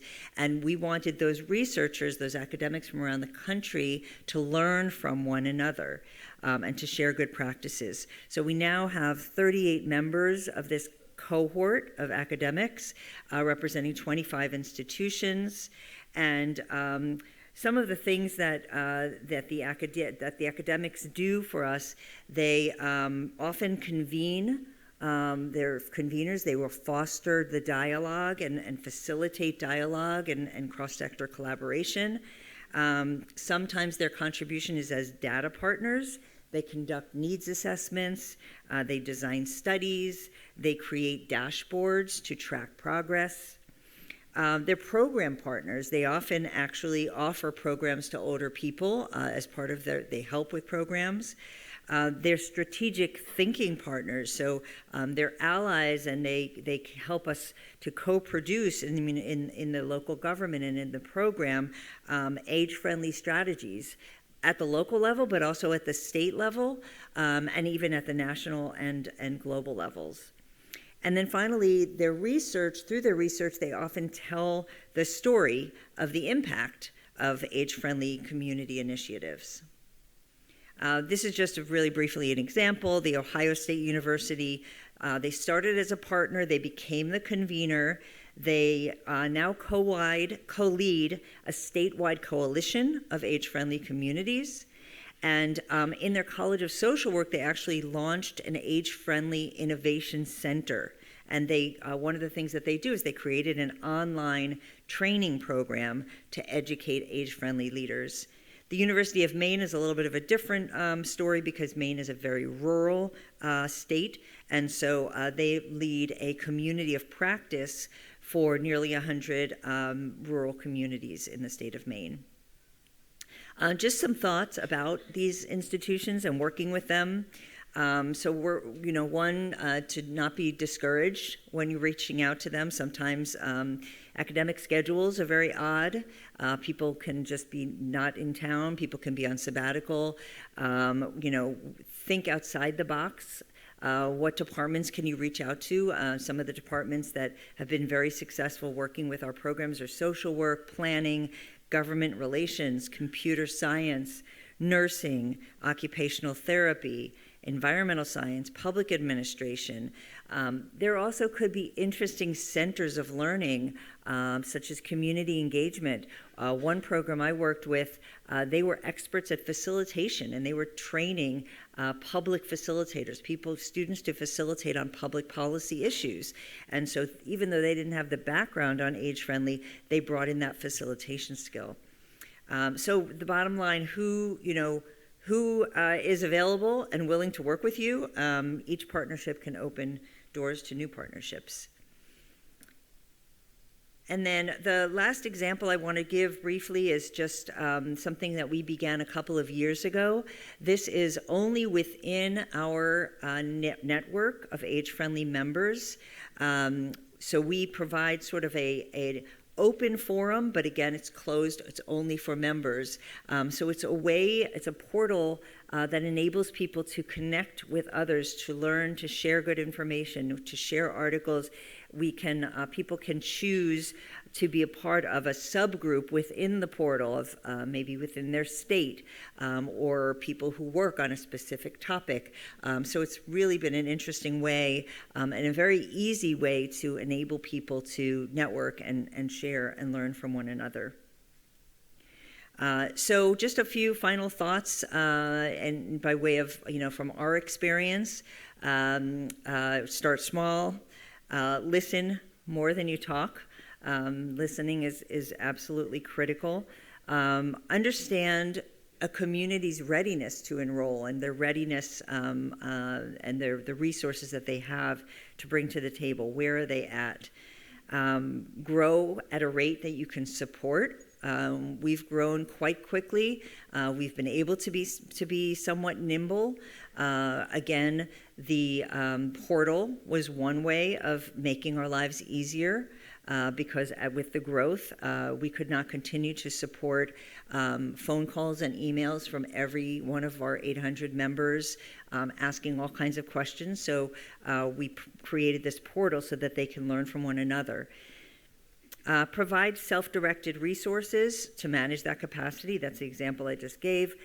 Collect data from the beginning so that you can tell the age-friendly story. That baseline data is really critical, particularly when you have change of administrations and you need to make the case for why investing in this program is important. Provide opportunities for communities to help and connect with one another. So the portal was one way, but we do an annual Livable Communities workshop where we bring different topics. It was in person before COVID. Since COVID, it has been virtual, and we have learned that we can reach a tremendous number of people virtually, and so we are continuing to do that virtually.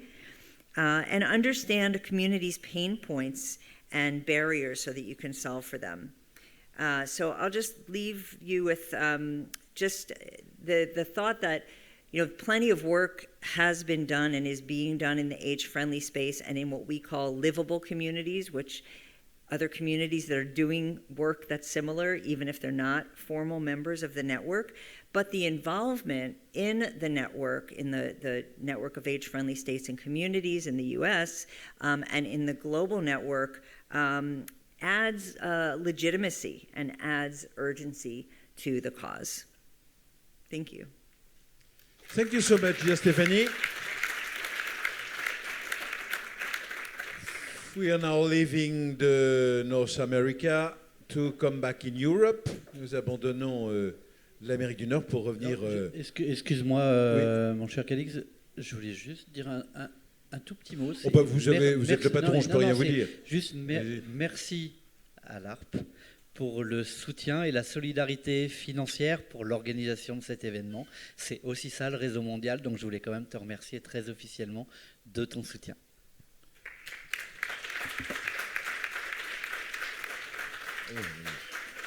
Je ne peux rien dire du tout, vous voyez, je suis muet. C'est maintenant au tour d'Aïdroun Mollenkopf de venir prendre la parole. Elle est présidente d'AGE Platform Europe. Et nous l'applaudissons chaleureusement, évidemment. Elle s'avance à cette tribune. You have something just like 10 minutes? Yes. Okay. Thank you. You're welcome. Yes, thank you very much for inviting me to speak on this important topic and for giving me the opportunity to present Age Platform Europe's point of view on the potential of age-friendly environments. Age Platform Europe is the largest European network of more than 100 member organizations of and for older people, representing about 200 million older persons in Europe. AGE's vision encompasses an inclusive society based on well-being for all, solidarity,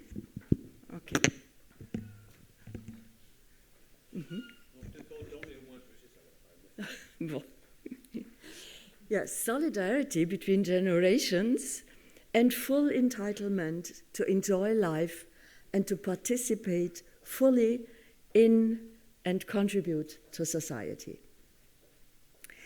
The topic of age-friendly environments is so important to us because the everyday life of older persons are realized in a specific place, in a particular street, neighborhood, or even a characteristic landscape. It can be very different. These specific environments, conditions, in each case also mean that the geographic and natural environments and the built, structural, technical and social environments for satisfactory aging can be extremely different. At the same time, the wishes, the needs, the rights of older persons are all over the world very similar and even not very much different from those of younger persons. They need a home where they feel comfortable and safe. They need shops and public and private services for their daily life and accessible for their everyday errands. If longer distances need to be covered, appropriate means of transport are a must. All people need community and encounters. They need places to meet, and in old age, people indeed require supportive and enabling, but also attractive and stimulating living environments to compensate for physical and social changes associated with aging. Every age-friendly community needs places for this. Yesterday we saw a lot of very good examples in this field. However, many older people do not have the necessary resources for a home adapted to their abilities and needs. Public transportation is often too far away, not barrier-free reachable, too expensive, or not accessible. Appropriate support services such as home care are missing in some municipalities, and we have noticed that gaps in medical or social care are becoming increasingly common, especially in sparsely populated areas. Another rather new challenge is digitalization. There is hardly a bank that does not present its customers with the alternative or either online banking or higher fees. Municipal offices and authorities are often only accessible digitally, and cultural or sporting events can increasingly only be booked online. This development excludes more and more older people from using these digitalized services and excludes them from participation in cultural and societal events. Since also more and more services in the healthcare sector are being digitalized, the unequal digital opportunities reinforce not only regional differences and social divides, but also exacerbate health inequalities. And finally, the persistent ageism and age stereotypes that prevail in society prevent many older persons from exercising their right to a fulfilling life in old age. Age Platform's understanding of age-friendly is that this approach should be essential for equitable and inclusive communities for all ages.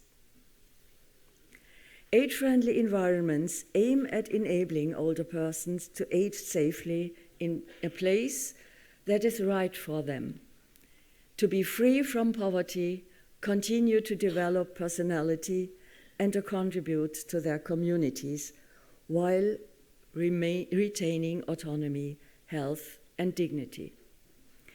If we take the strategic goals of the Age-Friendly Environment Program seriously, the municipalities that commit to them should form an ideal basis for leveraging the rights, inclusion, and well-being of older persons, also in view of the digital transformation. The tools developed over the years by the WHO provide municipalities with a conceptual and practical basis for developing their policies and programs for older people. Several strategies have proven useful in achieving this goal. First of all, breaking down existing segregated administrative responsibilities and data silos is a fundamental precondition for fostering future collaboration. Moreover, improvements are necessary at three levels: the architectural and technical, the structural, and the social levels. As for the architectural level, adopting universal age-friendly design principles are a must. Age-friendly environments must be accessible, equitable, inclusive, supportive, safe, and secure. As for the technical level, primarily the designers and developers and manufacturers of the technologies and digital services are in demand. Digital access to public health and social services must be designed in such a way that these services are easily usable for all in compliance with data protection regulations and safeguarding a person's privacy as stipulated in the UN Convention for the Rights of Persons with Disabilities. Manufacturers and service providers are therefore repeatedly and emphatically requested to finally ensure a user-friendly design for all and extensive security for their products and applications. At the structural level, several measures are needed as well. As the Internet has become an indispensable element of public services of general interest, it is the task of the governments at all levels to guarantee their citizens access to digital services and offers, and therefore the priority in this regard must be the organization of an efficient broadband network with free, reliable, and universally accessible Wi-Fi access, also in remote rural regions. At the same time, a barrier-free built environment and the provision of the technical prerequisites alone are not sufficient. Much greater efforts than before must be made to close the social gaps. The Global Charter Agenda for Human Rights in the City states that cities are collectively places which belong to all their residents and must offer the necessary conditions for a decent life from a social, political, cultural, economic, and environmental point of view. This means considering the needs of older residents in urban planning, infrastructure development, and social programs, including also older persons who are traditionally excluded from urban decision-making, such as, for instance, migrants and refugees. The participatory methodology, that is the inclusion of older people as experts in their situation, in all decision-making processes is a central prerequisite for the success of all measures. Otherwise, with the increasing digital pressure, a new form of social exclusion threatens to emerge.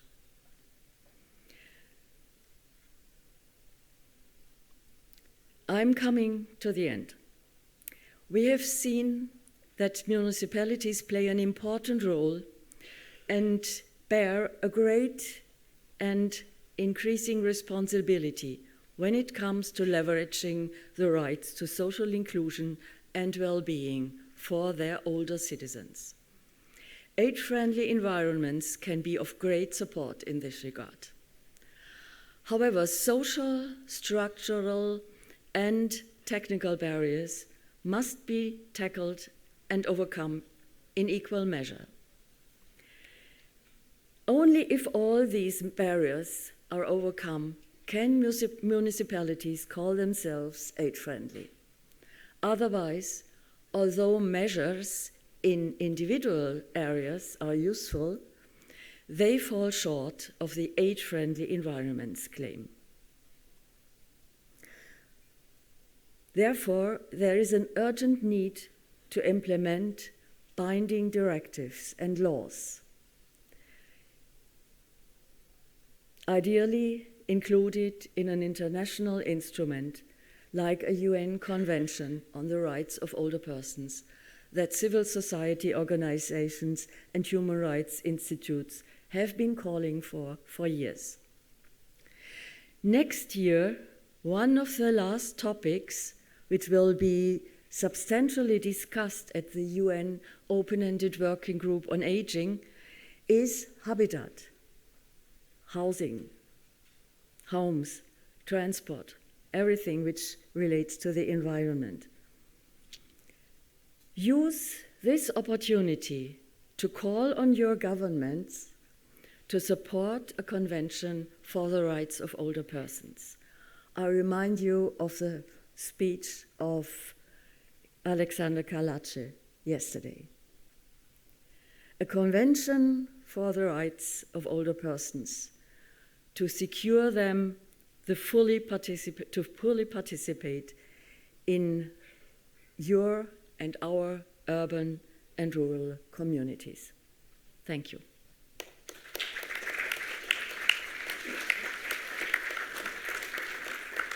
Danke, Heidrun Mollenkopf. Thank you so much. This is now time for United Kingdom. And this is Charlotte Lewis. C'est Charlotte Lewis qui est responsable du réseau des communautés amies des aînés au Centre pour mieux vieillir du Royaume-Uni. Et elle attend sans doute un accueil chaleureux de la part de la France et de ce public. Avant de pouvoir se lancer, for 10 minutes. Is it okay for you? Fantastic. Good morning, everyone. I'm really pleased to be here, and thank you so much for extending the invitation to myself and our international colleagues here today. My name is Charlotte Lewis, and I'm the Age Friendly Communities Network Manager based at the Centre for Ageing Better, supporting the UK network of age-friendly communities. And that's what I'm going to talk to you about today, a little bit about what age-friendly communities look and feel like in the UK and how we're supporting them. So to start off, I'm going to give a little bit of context on the UK itself, which I'm sure many of you will know. The UK is made up of 4 nations: Scotland, Northern Ireland, Wales and England. Scotland in the north is home to 5.5 million people. Northern Ireland, over the sea, 1.9 million people. Wales, 3.1 million people. And by far the largest in terms of population, England, home to 56.6 million people. And each of these 4 nations have different powers, with transport, health and care and local government all devolved. And as the political context varies across the 4 nations, as does the age-friendly communities context. As Dave shared with us yesterday, in Wales there is a national strategy around older people. And in Wales and Northern Ireland, age-friendly communities receive national resources for their local work, whereas in England and Scotland, there is no national strategy or resourcing. So to tell you a bit more about those communities, Our network is made up of 70 communities across the UK, representing a population of 25 million people, and that's over 37% of the population who are living in age-friendly communities. Now, the sorts of communities that are in our network are very diverse. We have large cities like London, Cardiff and Manchester, all the way through to smaller towns and rural communities. Some communities have a very high percentage of their population who are older, whereas others much below the population average. The communities are also very different in terms of what age-friendly looks like. Some communities have been doing this work for as long as the age-friendly communities framework has been in place, whereas others are just new to it this year. Some have small teams working on this, others have no money at all. And although, of course, age-friendly is always delivered across the community, the coordination looks different, as Stephanie shared in America. It's often led by the local government and by different departments in that government, but in a good chunk of cases, it's delivered by a local charity or non-profit organisation in that area. And increasingly, we're seeing the local health sector, delivering age-friendly work. So the Centre for Ageing Better, the organisation I work for, is the lead organisation and provides the secretariat to the UK network. But that's just one part of what we do as an organisation, and we see the support that we offer to the network as one way to deliver our vision for a society where everyone is able to live a good later life. So we are a non-profit organisation working with partners across government and a range of sectors. And across the organisation, we advocate, capacity build, create new evidence and test new ideas on a range of issues around ageing, in particular creating age-friendly employment, age-friendly homes and tackling ageism.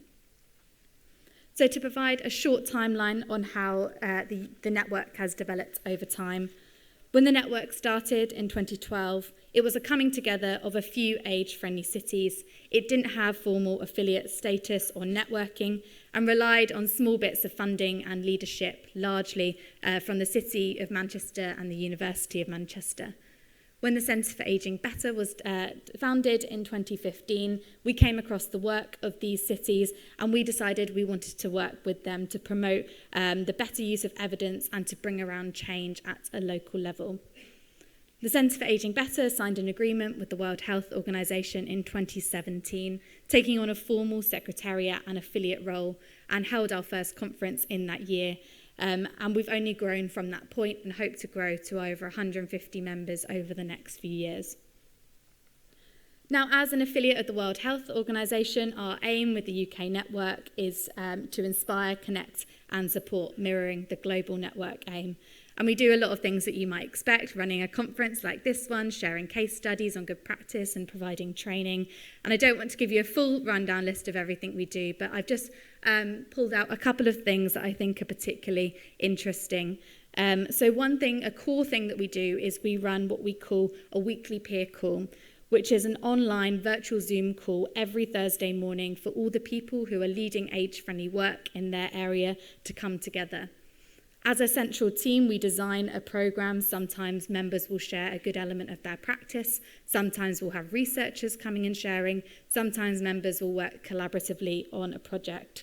It's a totally optional call. Some people drop by now and again on a topic that's particularly of interest to their age-friendly community, whereas others come every week and see it as being part of a wider national team. We also provide one-to-one support for communities, especially early on in their journey. We also support communities to use data more effectively, and we've created a guide for how communities can create what we call a local states of ageing report. This is based on a national report that the Centre for Ageing Better publishes every year called The State of Ageing, which pulls together national data and is the most comprehensive look at ageing across England. And we've created a guide for how communities can replicate that at a local level. We also support communities with their communications, and we have an image library that's managed by our communications team with thousands of open source images of positive and realistic ageing that anyone can use, including any of you. And I've seen some of the images and presentations today, and they aim to combat harmful stereotypes of ageing in communications. Another big part of our role is advocating for the age-friendly approach, speaking to local politicians and other key audiences. And finally, we support the network to come together around campaigns like International Day of Older People, where we develop a shared theme every year that resonates for the UK context, provides space for people to come together and share their different approaches to celebrating the day. I wanted to share a few of what some of the challenges are that are facing age-friendly communities in the UK and what some of the levers have been for supporting great work to happen in spite of these challenges. So as mentioned earlier, there is no national strategy around ageing and older people in England and Scotland and Northern Ireland. It's not a political priority, which makes it hard for communities to always make the case for the importance of doing this work. And that's made doubly hard in England and Scotland, where there's no national resource coming for staffing or financial support for age-friendly work. So it's down to those individual communities to not only make the case, but to find any resource for doing this work. And perhaps that lack of resource and national strategy wouldn't be a problem if the challenge wasn't so big, but it is. There are huge inequalities in ageing across the UK in all aspects of life, such as housing, health and work. To give you a couple of examples, the level of disability among people in their 50s in the poorest areas of the country is similar to that of people in their early 80s in the most well-off parts. There are also huge ethnic inequalities in ageing. For example, the proportion of Bangladeshi women aged 50 to 64 living in the UK who report being in poor health is 22%. And that's the same for white British women aged 85 and over. So that's a gap of around 30 to 35 years spent in good health between white British women and Bangladeshi women. So that's a few examples of the huge contextual challenges that are facing this work in the UK. However, even in this context, there is amazing work that is happening across the network and a couple of things in place that I think support that. There's an amazing culture of support and community that's developed in the UK network. Our central team invests a lot of time in building one-to-one relationships, as well as creating virtual spaces for the communities to connect and build those relationships with one another. And that's translated into a real generosity of network members sharing their practice and learning with one another. I think another value add has been the work being led by the Centre for Ageing Better. The work not being led by a national government and having that political mandate, of course, brings its challenges, but it's meant that we've been able to draw on the wider evidence and credibility and programmes across the organisation who are making change on ageing in lots of ways. And I wanted to finish off with sharing just a couple of age-friendly practice examples that we know are particularly popular and impactful in the UK, and some of these may well be happening in your communities. Age-friendly awareness training for service providers delivered across the community is happening in lots of different areas. Like in the Isle of Wight, which is an island off the south coast of England, where it's compulsory for all staff on the island's main bus operator to attend, so older people on the island can be confident they can take a seat without the bus pulling off and preventing falls. Speaking of Take a Seat campaign is a campaign that spread from New York to Manchester and across the UK, where we see a number of campaigns for local businesses to offer up a place for people to take a rest without the need to buy anything. And it's a really great way of building those partnerships across your community, like the City of Nottingham, who works with over 300 local businesses. Many age-friendly communities are also supporting age-friendly ambassadors, which is a voluntary role for people over 50 to share who are committed to sharing messages of how to age well with their friends, family, and community, and who want to get involved in shaping and developing age-friendly projects in their area, like in Sunderland, a city in the northeast of England, where they work with over 200 ambassadors. And finally, we've seen lots of successful pension credit campaigns happening in different communities. And these campaigns are to raise awareness of pension credit. That's a financial benefit which is available to many people of pension age on low incomes, but that many people are not claiming or even aware of. And we know it by accessing it, it can unlock access to lots of other benefits. So communities are raising awareness of this benefit, like in Greater Manchester, where the first round of their campaign brought in over £3 million extra income into residents' pockets. So I'll wrap up there. Thank you for having me, and very happy to chat more about the UK network of age-friendly communities afterwards. Thank you so much, Charlotte Lewis. For United Kingdom, cette table ronde va ressembler de plus en plus au concours Eurovision de la chanson. Now, after United Kingdom, here is the vote of the Norwegian jury, just like in the Eurovision Song Contest. For Norway, we are happy to welcome, pour la Norvège, nous sommes fiers et heureux d'accueillir ici, Anne-Berit Rafas, chef de projet, direction de la santé norvégienne, Centre pour une Norvège amie des aînés. You have 10 minutes. Is it okay? You. And where's my song? I'm going to think about a Norwegian song. Thank you so much. Good morning. It's a great pleasure to be here, and it's also so lovely to see old colleagues and new, and lovely to be here in beautiful Paris. So I work for the Norwegian Directorate of Health, Centre for an Age-Friendly in Norway, and I manage the Norwegian network of age-friendly cities and communities. I'll share some of our journey. So in Norway, the age-friendly journey started back in 2014. Oslo joined the global network as the first city. We then helped another city, Trondheim, into the global network in 2015. Age-friendly was not on the agenda at all. It wasn't even a word in Norwegian back then. I established and managed the Oslo Age-Friendly Program and relied very much on WHO Europe and WHO Global Office for support and guidance. We lobbied around the country, we lobbied different government agencies, presented at different conferences, and spread awareness as much as we could about age-friendly. It was picked up in 2016. There was a national strategy launched, an age-friendly Norway, more opportunities, more years, more opportunities. This was followed by a reform in 2017-2018, A Full Life or Your Life. And one of the main objectives of that reform was to establish an age-friendly Norway program. Just in June this year, a new reform was launched with an increased focus on age-friendly, community and independence, live safely at home.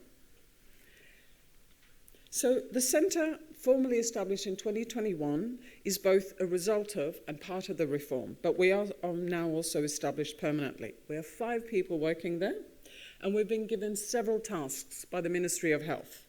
We are running a campaign that's going over a number of years, which is about planning your old age. It's difficult to translate into English, but it's basically plan a little. It's about housing, it's about work, it's about activities you might do, it's about economy. We do videos, research, articles, good advice. The National Network is another one of our major tasks. And in addition to working with cities and communities, we also have a platform for businesses and organizations. We are also the secretariat of a nationally appointed council for an age-friendly Norway. So at the individual level, we try to inform, advise, and engage older people in the workforce, in volunteering, but also in the age-friendly development in their own cities and communities. And we try and do this through different co-creation methods. At the systemic level, we engage local, regional, and national government, as well as business organizations and academia. So our national network now has 216 members, from the smallest community with just 200 inhabitants to the capital, and it's all over the country. So we have the big national network, but we also have regional networks that allow the members to work more locally. We work closely with the Nordic network and also the global network. And as Tiago just mentioned, we're very proud to just have been appointed and being an affiliate. So these are our main areas of focus. And you can see we've made the WHO domains more local. You will see that we do not have health and social care here, which is not to say that we don't work closely with health and social care, but we need all the other sectors involved, so we focus even more on them.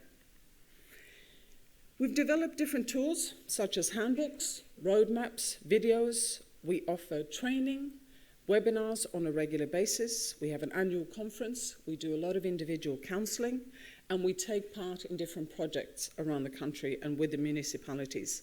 And I travel a lot, so we try and visit and take part in local meetings and conferences as much as we possibly can. The top photo is from something we call Generation Games, which is actually an international concept. We've done it with over 50 cities so far, and the government was so excited by this, they put it in the new reform. So we'll be doing it all around the country the years to come. So we've created a number of tools. This is probably our main tool. It's a very practical handbook that I've developed together with cities and communities and partners. It talks about the challenges, the opportunities, methods, and examples. It also comes with a roadmap that tells you how you can organize the work around this. We have a lot of other tools, but this, alas, is the only one we have in English so far. The latest handbook that we've created talks about outdoor spaces and meeting places, and we're just translating that into English now. So, although age-friendly is part of national reforms, and of course this helps us a lot, we get support, we get funding, we still have to fight for attention though, and awareness and action. So we try as much as we possibly can to link it up to other government focus and initiatives, such as sustainable development or digitalization. We had a change of government 2 years ago, which was an interesting and a bit nervous period, as the previous government had launched the original reform. But thankfully, age-friendly has remained an area of focus and part of the current government reform. And I do attribute this very much to the great work of WHO, the global network, with the methodology and the tools and support, which has helped us build a strong foundation and awareness of what age-friendly is, why we need to think age-friendly, why we need this approach. Thank you.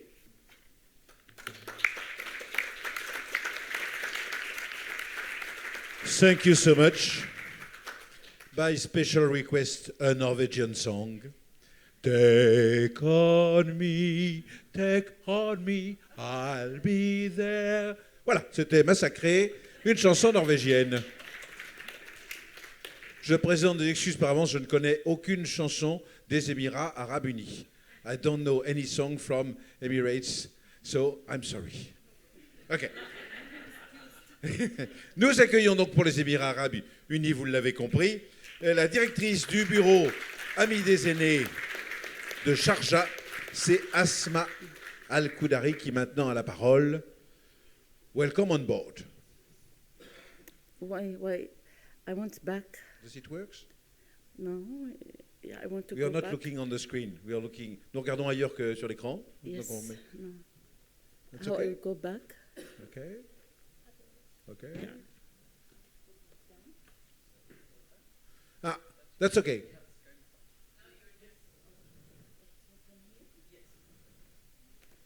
One more applause. Un peu plus d'applaudissements pour l'encouragement. Thank you. Good morning. Bonjour. I am Asma Al-Koudari, director of Sharjah Age-Friendly Program. I came from Sharjah in United Arab Emirates. Just to give you a brief about Sharjah. Sharjah is the third largest Emirates in the UAE. In the United Arab Emirates, we have 7 Emirates. So Sharjah is the third largest city there. Okay? So just also to tell you that the Sharjah Age-Friendly Program, currently it is part of Sharjah Social Service Department. Okay, now I will give you a very brief about how we developed the age-friendly program in Sharjah. First of all, in 2014, we organized a conference in Sharjah to talk about the elderly services. And from that conference, we came to know about the age-friendly program. So here it will come actually the importance of network and conferences and meeting, because you will learn more, you will start to know what's going on in the world. So it was the first opportunity of Sharjah to know more about the age-friendly program. Then after that, actually in 2015, we hosted a speaker to talk and to tell us more about the age-friendly program. Then in 2016, our ruler, His Highness Sheikh Sultan bin Mohammed Al-Qasimi, actually he submitted the commitment letter that we are in Sharjah committed to be an age-friendly city, and actually we got the approval in 2017. So we were, and still, the first Arabic city to be a member of the global network. And after that, actually, His Highness, he issued a decree. Here I want to highlight the importance of higher authority support and commitment, because believe me, with this decree, we did not face any problem to deal with the organization and the institution in Sharjah, because we are supported by His Highness, the ruler of the city. And actually, we developed an executive office to look after the age-friendly program in 2017, and we start to have our first strategic plan in 2017 for 3 years. So this is just a brief about how we started the program. I want to share with you His Highness letter and the approval from WHO to join the global network for age-friendly cities and community. Okay, I will not. This is part of our work as executive office, but I think I will skip this part. This is actually our area of work, the 8 domains of age-friendly city program. Okay. Here also, I would like to highlight something. Actually, when we started the age-friendly program, what we did, we actually mapped the services in Sharjah against the 8 domains. So we want to know our city, where we are out of the requirements of age-friendly cities. So we did the baseline assessment, and we found more than 50% of the criteria, actually it is available in Sharjah. So it was so easy work for us, just we are building on what we are having. And I developed in Sharjah a tool that I made all the domains with the criteria, and I requested the coordinator from different organizations to tell us what is available, not available, partially available, or it's not applicable to Sharjah. So we have actually like an index, and I am measuring this every 6 months, so I can know what is the progress of age-friendly program among the organization. So really it was a very beneficial tool, because you have to know your city, and this is only the way that it helps you to know. Now actually we reach 89% of the domains and the criteria. Most of them we are met them in Sharjah. I will not talk about the plan all, but just as any plan, the first plan that we start with, we put vision, mission, and values, and we put 4 goals, 9 objectives. We create with our partners 27 initiatives and 40 activities, and actually we have 17 organizations as a member with us. Okay, I will not also, this is actually a quick map of what we did in 2017 till 2020. I will give you one of the initiative which personally I like, is the age-friendly institution. This activity actually, or this initiative, it will help the elderly to access the services in the city. We developed internally a criteria and the standards, and all the organizations who would like to be labeled as age-friendly organization, they have to meet 80% of the requirements. We divide the requirements to 3 parts: the infrastructure, the services, the elderly empowerment. Like we put, and we collect actually these standards. We made the people of Sharjah to develop that kind of criteria based on the evidence-based practice. And we are actually awarding all the organizations who are meeting the requirements and the standards, and we are actually awarding them yearly, so to encourage them and other. And usually we will give them a plate, which they have to fix it in the beginning of their organization. So all the customers and anyone can see and can find, yes, this is an age-friendly organization. And we give this actually the accreditation or certification only for 3 years to be sure that they are actually maintaining what they work on it. Also, we have another, we worked a lot in Sharjah on digital education and computer training, because, you know, some of our elderly also, they have some issue with the training. Maybe I forgot to tell you that Sharjah, the population is around 1.8 million population. you will get a little bit surprised. We have only the elderly consists of 3% of the total population. The reason behind this, actually, it is very young and developing cities.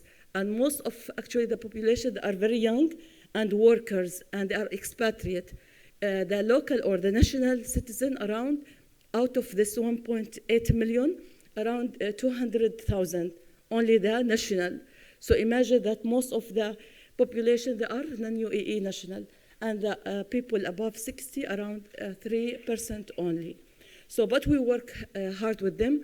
Maybe something when during actually today and yesterday, I found that we are maybe a little bit lucky in Sharjah because all of our initiative is funded by the government. We are not going to the private, but we are involving them because we want them to, participate with us. But most of our initiatives and our activities funded by the government, which is actually make us credit for that because we will not suffer a lot with the budget. So this is one of the activity that I mentioned to you. Also, one thing we work on it in Sharjah, the policy, and we make it mandatory. We have something in Sharjah called community centers, and actually through our executive council, we mandate that the board of this community council should include one of the seniors. And actually, we issued that policy and decree from the higher authority in Sharjah. So now all of our community center, they have one senior representative in order to have a voice for the elderly. So this is 2 examples I gave to you. This is actually the first strategic plan. We achieved around 97% of what we planned for. This is actually the way that we divide the initiatives. Actually, we are improving, like the second strategic plan in 2021 to 2023, we improved the way that we are working in Sharjah, because I mentioned we are only the Arabic city who actually part of the global network, so we don't have any example. Actually, most of our references is the global network. So really we are appreciating this, the database in global network, because it's only our reference that we are actually learning. So every time we are improving and we are trying to learn from the experience of others, like second strategic plan for 2021 and 2023, we actually improved the mechanism and the framework of our work. We thought we'll not put just a plan, we have to listen to our stakeholder. We did a brainstorming session, and we did it in the consultancy council, which is a very respected place in Sharjah. We actually brought the elderly and we were listening to them. We brought some of the community icons also, because they work long years in Sharjah, so they know the internal environment. We actually, in UAE, they develop elderly services policy, so we were actually having a look on it. Plus, we have also the global network. We try to see what is the best practices, and we would then prefer to start from what other already they began, so we can build. And actually, we have something called adopt and adapt. So we are looking to the practices, but we are trying to adapt it in a way that fit Sharjah Arabic Islamic community. Okay, this is our second strategic plan, which we are working on it. One of the things that we did actually I will give just a few examples of the initiative. We actually initiate an initiatives about the elderly friendly hotels. So we want also the old people to enjoy their life, and they can also spend their free time and their holidays and the weekends in the hotel. So we're encouraging hotels actually to be an age-friendly in terms of the facility and services. Actually, the age-friendly program added a lot to Sharjah. I will highlight also a few initiatives that came in Sharjah because of the age-friendly, which was not existing. Now in Sharjah, before this program, no free transport for any elderly. With this program, through also the Executive Council of Sharjah, we made a law that any citizen in Sharjah, if they are 60 years and above, just they need to show their ID or passport that 60 years and old they are, so they can enjoy the free services of public transport. Also, something also added because of this age-friendly program, that we made also free or elderly seats in the public transport. So it was actually not existing. Because of this program, we have actually one really very beneficial initiative. Any bedridden in Sharjah, regardless your nationality, you have the right actually to be escorted by Sharjah ambulance to any of your appointment, and it's free for charge. And this actually initiative, it was a cooperation between Sharjah Police and Sharjah Social Services Department. So if you have any elderly bedridden, just give a call, tell about that elderly, and they will come to your house and they will take that bedridden to any of their hospital appointments or any place that they need it. So actually a lot of initiative, this is what I want to highlight. This program added a lot to Sharjah because people actually, they will start to know more about this program.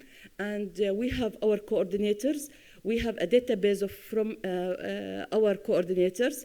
One thing is also, I want to tell you that Sharjah consists of actually main 4 areas. We have Sharjah City, we have Al-Himriya, we have Middle Sharjah, which is Zaid City, and we have the east part, which consists of 3 cities, Kalba, Diba, and Khurfakan. So we are around more than 6 cities in Sharjah. And we have a lot of network. We have coordinators, and we are meeting actually every 6 months to get the update where they are reaching in this in their plan, and also in order to maintain the index of age-friendly standards requirements. Of course, we have so many of the initiative, but because of that time, I will try to focus on a few things. Also about the housing, we develop the standards and specification for the elderly housing. We are trying to create a culture that don't wait till you are old in order to make a maintenance in your house to fit your father or fit you. So from the beginning, one of our government organization, we did not take any expert. We request them to develop standards, constructive standards for housing that fit the elderly. So either for themselves or if for their father or mother. So it was one of the best initiatives that we have also in Sharjah. We were looking for the safety of the elderly also. Sharjah government sponsor providing a smoke detector in all of the elderly houses to maintain their safety. And actually so many of initiatives, I cannot count them all, but I'm trying to recall what really have direct impact on the elderly life. Okay, that's it. Thank you so much. Thank you so much. Asma Al-Kurari, shukran.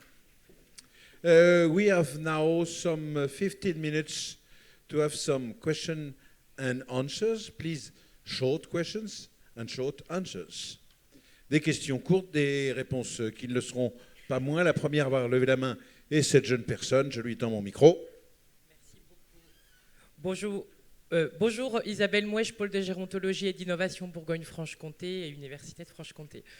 Merci beaucoup pour en tout cas toutes ces interventions très riches. J'avais une remarque en fait par rapport aux politiques publiques. Est-ce que nos politiques publiques nous laissent finalement suffisamment de temps vous avez beaucoup parlé d'écoute, notamment d'écouter la personne, de s'écouter entre nous. Est-ce que le mode projet finalement nous laisse beaucoup de temps pour pouvoir faire des ajustements relationnels qui ne sont pas évidents pour travailler ensemble et travailler aussi, écouter la personne âgée sur ce qu'elle attend de nous finalement. Et la deuxième question, elle est plus globale, toujours en termes de politique publique. Donc je pilote une licence professionnelle service à la personne dans lequel le réseau francophone Villes Amies des Aînés intervient pour en tout cas faire connaître la démarche pour les plus jeunes qui vont être en tout cas au service des aînés. Donc c'est une démarche parce qu'on a une interconnaissance du réseau et je remercie Pierre-Olivier d'accepter d'intervenir, mais plus globalement, vous avez parlé de formation, et Madame Molenkov parlait de cette nécessité d'avoir des lois. Quels sont les liens avec les programmes nationaux d'éducation, puisqu'il y a L'OMS a fait des super programmes, en tout cas pour pouvoir débuter un travail, mais quels sont les liens de manière transversale avec les ministères, et notamment le ministère de l'Éducation nationale, sur ces programmes? Who want to answer? Is there someone who want to answer?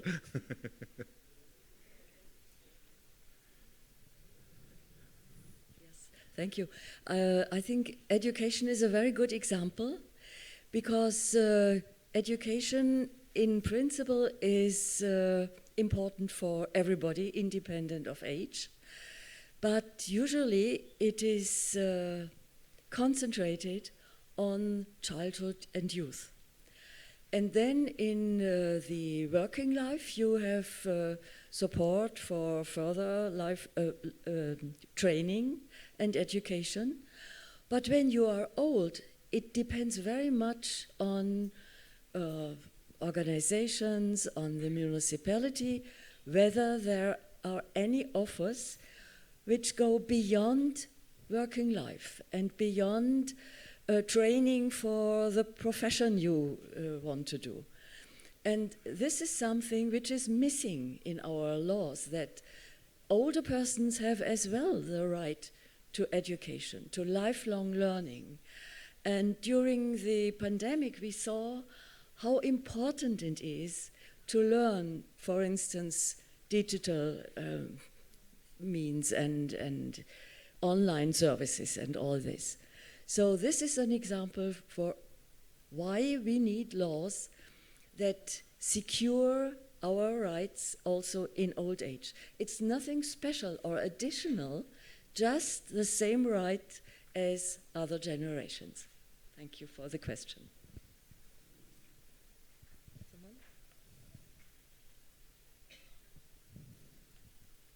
Jean-Philippe? Merci. En termes d'éducation, c'est drôle que vous fassiez la référence, oui, pour les aînés, mais nous, au Québec, on essaie de travailler avec le ministère de l'Éducation pour les cours d'éducation à la citoyenneté sur le vieillissement, les aînés, revenir avec une culture plus, appropriée auprès des aînés, donc en prendre soin, voir la valeur de la richesse, l'opportunité qu'on a d'avoir une société vieillissante. Donc c'est quelque chose qu'on essaie de travailler, de faire pousser là, nos autres collègues des autres ministères. Donc c'est très intéressant cet aspect-là. Puis deuxième truc sur la longueur des plans, je ne sais pas si ça répond à votre question, mais c'est sûr que l'engagement pour les aînés est à long terme. Donc au Québec, par exemple, les municipalités sont rendues à des 3e, 4e plans d'action. Donc c'est vraiment un engagement à longue durée qu'il faut rafraîchir, comme disait Pierre-Olivier. Là, je crois là, hier, donc essentiellement, il faut les politiques, les changements politiques et les changements administratifs, il faut toujours revenir sur la question aînée pour la remettre au goût du jour et puis remettre ça comme sur la table. Anne-Marie Trafos, something to say? It works, normally. No, it doesn't work. So we have a big national senior university, which has locations all over the country, and a large adult learners association. And we've just recently signed them on as a partner in our partnership platform. So we look forward to working with them and really promoting lifelong learning. Thank you. Norway, 12 points. Thiago, je sens que vous brûlez de parler. Je ne saurais vous en empêcher. Let's check. Is this good? It works. It works. C'est bon? C'est bon? Yeah. Oui. Yeah, well, I think that the colleagues already mentioned some points. I just would like that I would like to raise. I just would like to highlight also when it comes to education. And I mentioned yesterday the creation of this age-friendly system or ecosystem, if you will, right? So there's also a role for universities to train those that will support these age-friendly programs, now running, implementing their activities. And again, I think we have some very concrete examples with the transport system, right? We have universities training people to work on that, on the different facets of the work. So we have also universities supporting or research centers supporting the development of this idea, advancing this idea, how to assess those programs, how to support them technically. So I think that in addition to making sure that we provide educational opportunities to older people for them to both learn and teach at all levels, not necessarily at the higher university level, we also have to make sure that more and more we have an educational system that prepares people to embark in this journey with us. Just a short addition. When you go to Age Platform Europe's website, you will see that we developed a training program for persons who want to be involved and engaged in age-friendly environment programs. Nasma Al-Koulari? Yeah, I want to add something. We are in Sharjah. We have one initiative with Sharjah University. We have a coordinator from them, and they develop a center of excellence for age-friendly. With this center, actually, they have a lot of activities. One of them to design courses that fit the elderly in life skills, in languages, and also IT training. Plus, also one of their objectives is to identify the qualified retired elderly. So they are the one who will provide the courses. So it will be like additional income and additional support for them, and also more engagement. And also that center, actually just this year we are starting with them, and really it is very beneficial. Also we actually request them that they have to develop, we don't have in Sharjah University actually special courses for the elderly, like for the healthcare provider in nursing, physiotherapy. We mandate them to provide courses how to deal with the elderly for all, especially the health service college. So they have now a mandate course, part of the curriculum, and it's accredited, and it is really beneficial, because when you are providing a care, we have to consider the elderly biological changes, psychological changes, and all of this changes, which actually this year only implemented. Just I want to add this. Anne-Marie Trafos. In addition to working with senior universities and adult learner associations, we are also creating a special education program for older people councils. So older people councils are mandated by law in Norway. Every municipality has to have one. And so we have developed a special age-friendly education program for all the older people councils. Thank you. Pierre-Olivier, vous voulez rajouter quelque chose? Bah oui, quand même. Oui. Ça fait quand même très longtemps. Mais vous n'avez pas parlé, les gens s'en plaignent. Non, mais par rapport à la question d'Isabelle, pour moi, il y a différentes dimensions. Il y a peut-être la dimension de l'éducation, en fait, dès le plus jeune âge, en fait, à construire des repères où la vie entre générations, le nombre qu'on a et tout, modifie le rapport des uns aux autres. Et peut-être que dans ta question, c'est comment on essaye d'influencer au niveau du réseau mondial pour que, je dirais, dans les programmes, y compris des enfants, des collèges, des lycées, on essaye de montrer que vieillir, c'est pas juste avoir des grands-parents, par exemple, ou c'est pas simplement avoir des personnes âgées qui sont exceptionnelles. Je sais que nous, souvent, on réfléchit en se disant c'est important, si on veut justement lutter contre l'agisme, avoir des repères où on n'est pas simplement à mettre en avant des âgés qui sont des champions. Ou des gens tellement formidables que si moi, quand je suis vieux, j'arrive pas à être comme lui, je suis pas au niveau. Et ça peut créer une sorte de distance. Après, il y a la question en fait de comment on forme, je dirais les acteurs, je dirais professionnels, les environnements, pour permettre que ça progresse, et comment on forme les acteurs sur les 8 thématiques qu'on a. Pour que, c'est un peu le débat qu'on avait hier autour de, est-ce qu'avec Sébastien Lord, est-ce que c'est une ville de tous les âges, est-ce que c'est une ville amie des aînés, mais c'est quelque part quand quelqu'un qui fait du bâtiment, quelqu'un qui fait du transport, il ne se dit pas je fais pour tout le monde, mais du coup en ignorant le rythme et les pratiques des habitants âgés. Là, il y a des formations spécifiques à faire pour quelque part comprendre. On parlait de numérique. Si les gens qui apprennent au numérique sont des gens qui sont tellement jeunes et qui nous expliquent en permanence que c'est facile, qu'il n'y a rien à comprendre, tellement c'est inné, en fait, on se retrouve en échec. Donc il faut former les gens à l'apprentissage des habitants âgés pour que ça fonctionne.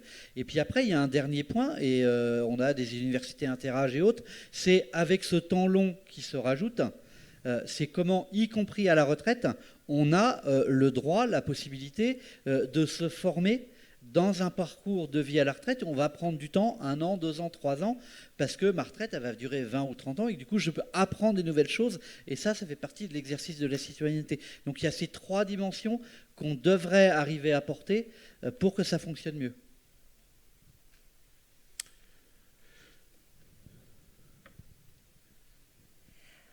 I just want to add the comments that were made. I think Dave made one of them about older people as assets.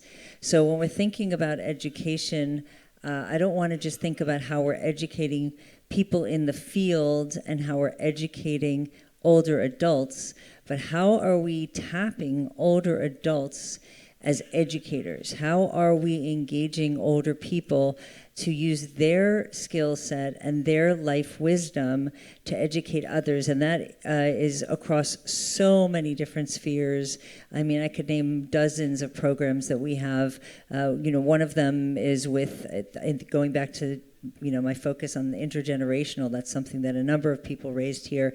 We have a program called Experience Corps. We have tens, if not hundreds of thousands of older adult volunteers who are going into elementary schools multiple times a week for years. This is a commitment for years. They go in and they're teaching kids literacy, basically, in some of the hardest hit school systems.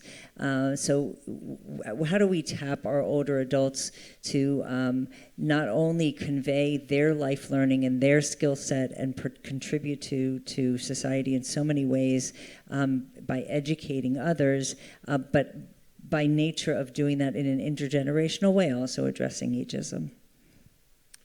Nous allons prendre une deuxième question qui sera également la seconde question. Ce sera la dernière.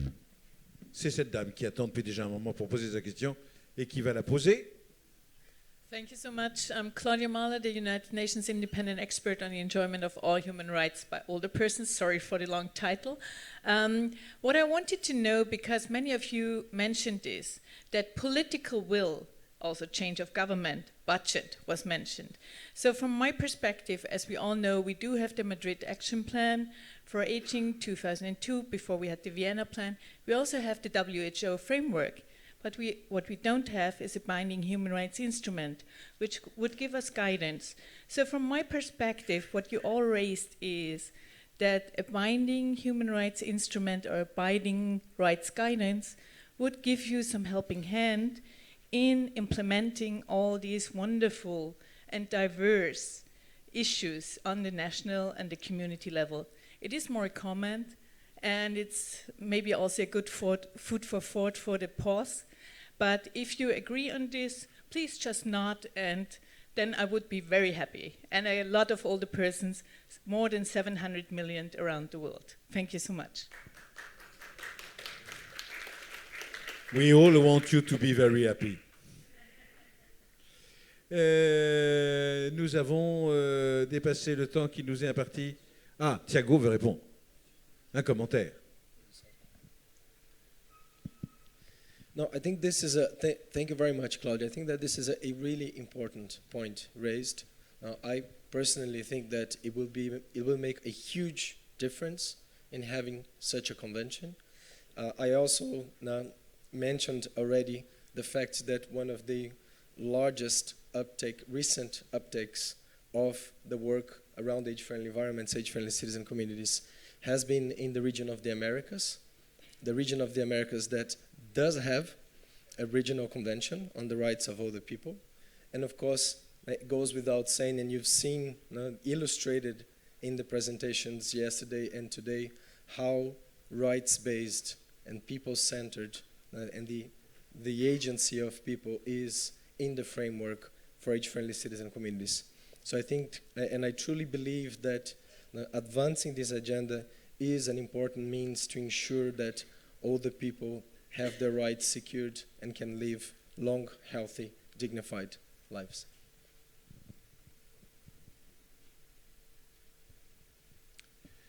Nous allons nous retrouver dans 20 minutes, ici, après Viennoiserie Time, qui se tiendra dans le hall.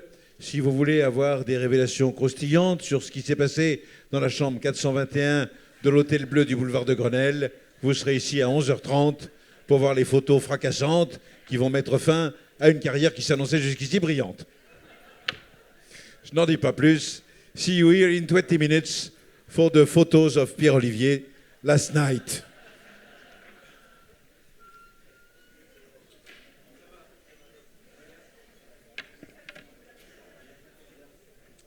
Nous pouvons, avant de partir, applaudir l'ensemble des intervenants à cette tribune pour cette table ronde qui était passionnante.